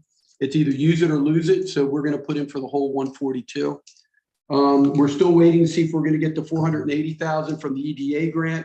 I talked to our grant writer today. The congressional spending application that you had sent to me, Mr. Mayor, I'm looking at that. It's got a short deadline of April 8th, and there's a lot of requirements to it. So I'm looking to see if we can meet that deadline and talk to some other folks. They said, just get it in, whether you meet all the requirements or not for that. And that's all I have from I will say that the chief and the lieutenant also have something that they want to discuss, and I'm in support of it. Thanks, Bill. Once again, a very comprehensive report, and I'll try to remember all my questions. So in regards to the work on McKinley and that crushed pipe, does that mean the range that we had looked at of 170 to 480, is it going to push us more to the 480,000 because we're uncertain? I don't think it will, because the pipe over on Bayard Avenue, right? If we had to replace the pipe on Bayard Avenue in McKinley completely, they were saying it could be up to 480,000. That's why they approved that. Okay. But the fact that Bayard Avenue looks like it's good and all they're going to have to do is realign it, I don't think we're going to come close to the 480. So the collapse on McKinley does not change yet. It should not change based on what we know today. And just a silly question. You said that that the Civic League is looking at putting 10-foot poles. How much will actually be out above the beach? So at least 3 feet into the ground, okay. And we're not going to put it at the base of the dune. We're going to build it up so as you come down the dune, it'll be elevated. Okay. We want to make sure you can see it if you're walking down the beach. Got it. Any other questions? Not seeing. No, great Chief. job. All right, follow up the last month's meeting. I got an email today from the Sussex County paramedics.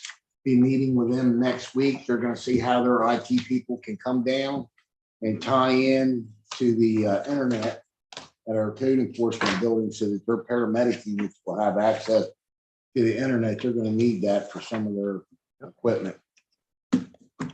Got notified today that the State Fire Marshal's Office has issued a permit for fireworks. It's going to be on April the 8th at 9 p.m. off from the rudder.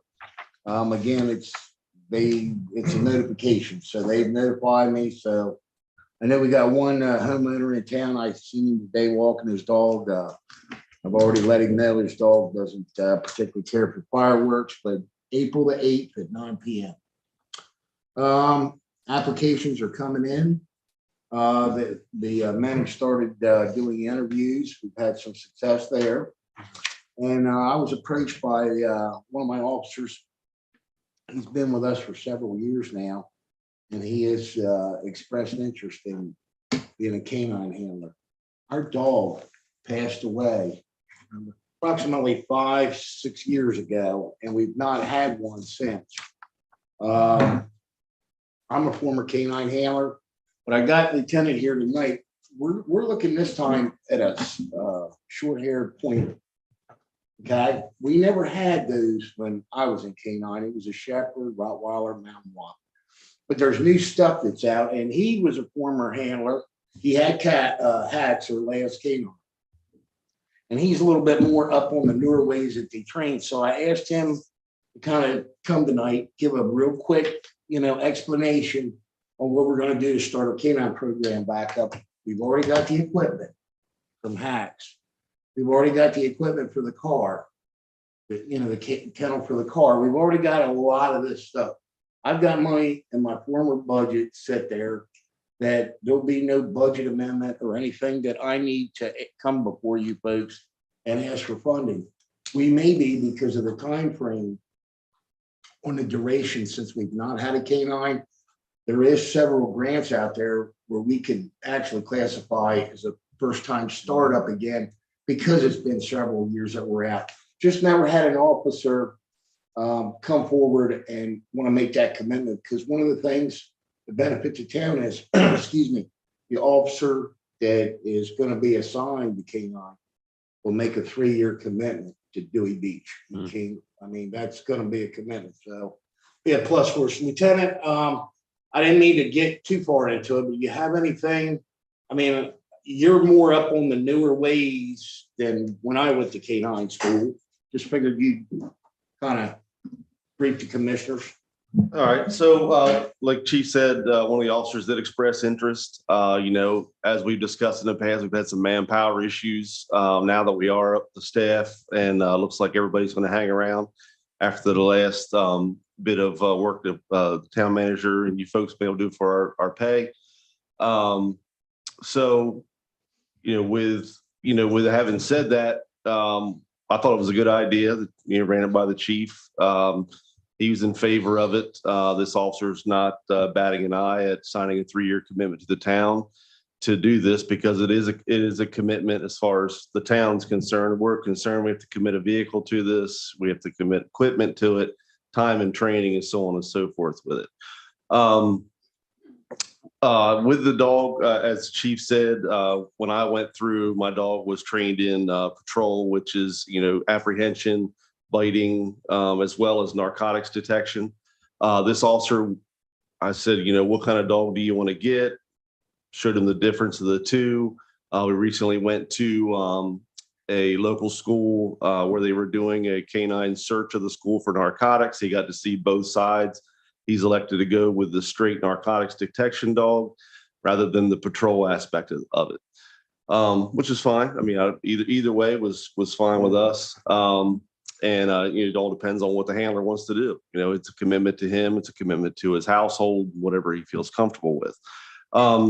So we started talking about dogs. We started going through all the dogs that were available. He started looking at, a possible different breed that just they started using as detection dogs, and that's a German short-haired pointer.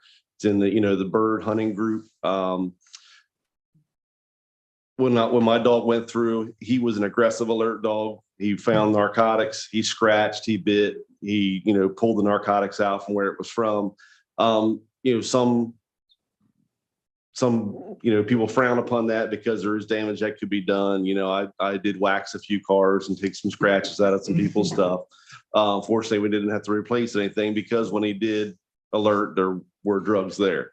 So, a lot of folks are fans of passive alert dogs. You get that with sitting, laying down. These dogs actually point. Just their natural behavior is to point, and they point the drugs. They're a little more apt to put their face right where the drugs are, rather than you having to sit and then you look around and try to figure out where where the odor is coming from. So we sat down and he decided that's what he wanted. And we've been shopping for dogs. We did locate one out in Western Maryland. And it's actually it's 5 months old right now and going through its bird training part of this. And we'll go ahead and switch him over to pointing drugs when he's ready to do so. The training academy for the narcotics detection will start in September 1st at the Delaware State Training Academy for the K-9 unit. And we've been accepted into that program, and we're excited to get started and get this going again. It was a big help when we had when we had our last dog. It was, the drugs that we found was great. The impact we had on the local drug sales and those coming into town to sell drugs, it was a huge impact. We had drug dealers tell us that they weren't coming into town to sell any drugs. They wanted to sell it outside of Dewey Beach because we would pick them off when they came in town. So that was a huge, huge feather in our cap when we were doing that. And we've kind of lost that. So we'd like to get that started and, just one more way to deter crime and do it. Lieutenant, not to make any joke, but obviously we see, all of us have probably seen Turner and Hooch. So to understand what a police dog can do to property is different. Just out of curiosity, unfortunately, there's been numerous times that I've been walking down the street and a car has passed, and obviously there was marijuana in it. And I obviously don't want the dog chasing after the car, but how sensitive are the dogs? Is there, and just to understand, I mean, are they looking for medical approved marijuana or approved, I'm just, that's where I'm kind of just Well, thought. we're not going to show our hand in that kind of thing. Okay. We don't really want to get that information out there, but there are ways I just don't want to grandma train to be dogs to attacked, make that's all. sure that grandma is not searched for her medical marijuana. No. That's not going to be a problem. He's not going to bail out and run after the car that he smells Gone. down the road. It's all On under the way to control. Bethany. Correct. Okay. And if he turns out to be a lousy dog, I'll take it. I got you. That's what we figure. Once we're done our drug searches, those of us who hunt will just take him up to the local preserve and do that. So, having said all that to everyone, even Commissioner Zazinski is sitting back, relaxing. He's got a cocktail, we don't. I'm going to address you since they keep forgetting about you. So any questions at all you may have? Commissioner, is that a dog right Anybody? behind you there? Any questions? No, I think it's great. I don't have any issues or concerns or questions. No. It does say in the American Kennel Club that they will go after their prey no matter what. So we do have to worry about cars with the windows down. With the proper training, I think we're going to be okay with that. If I could, Mayor, I think this will also help with some of the issues we are having sometimes late at night with some of our establishments around. And once they hear that they have the dog and it's fully trained, that may discourage some of that, some of those things that are happening in some of the parking lots. I think it's great. Really do. Okay. All right. Thank you. That's all I got. All right. Thank you, Chief. Mhm. Commissioner comments, Commissioner Bauer. Yes, I have one that's particularly interesting here. When we've talked about this in the marketing meetings a number of times, but like when you go to Key West, everybody takes a picture in front of the southernmost point of the U.S., right? But in Dewey Beach, we don't have that landmark as such. So I have I think I found some funding for it. I have a meeting with the Delaware Discoveries Trail with Liz Keller and Jacqueline Ott and Heath. It's coming up at the end of the month. But what the Delaware Discovery Trails were, they advertise and draw tourism towards these different landmarks in different spots. So I'm meeting with them. I just want to give everybody a heads up on it. Coming up with the design and all that kind of stuff. I'll probably talk to Leah Beach or a local artist to come up with something, but some sort of landmark. And I thought, I've seen like block letters, Dewey Beach, and everybody takes pictures with their phones now. And hey, take a nice sunset picture. It'd be nice if people knew that was Dewey Beach if they were looking. So that's coming up at the end of the month. I'll keep you posted at the next meeting. And the key thing was to try to get the funding for it. So it doesn't, it's not a budgeted item, but I'll find money somewhere. Yeah, you usually don't bring things here unless you already have the funding for it. So thanks. I'm good at spending other people's I money. know. Commissioner Gibbons. I have nothing tonight. Commissioner Jazinski. You're on mute, but I think you said nothing. Nothing. Commissioner Persinger. I have no comments. And myself, I have no comments either. So have a great weekend, everybody. Motion to Motion adjourn, to sir. adjourn. Second, all in favor? Aye. Aye.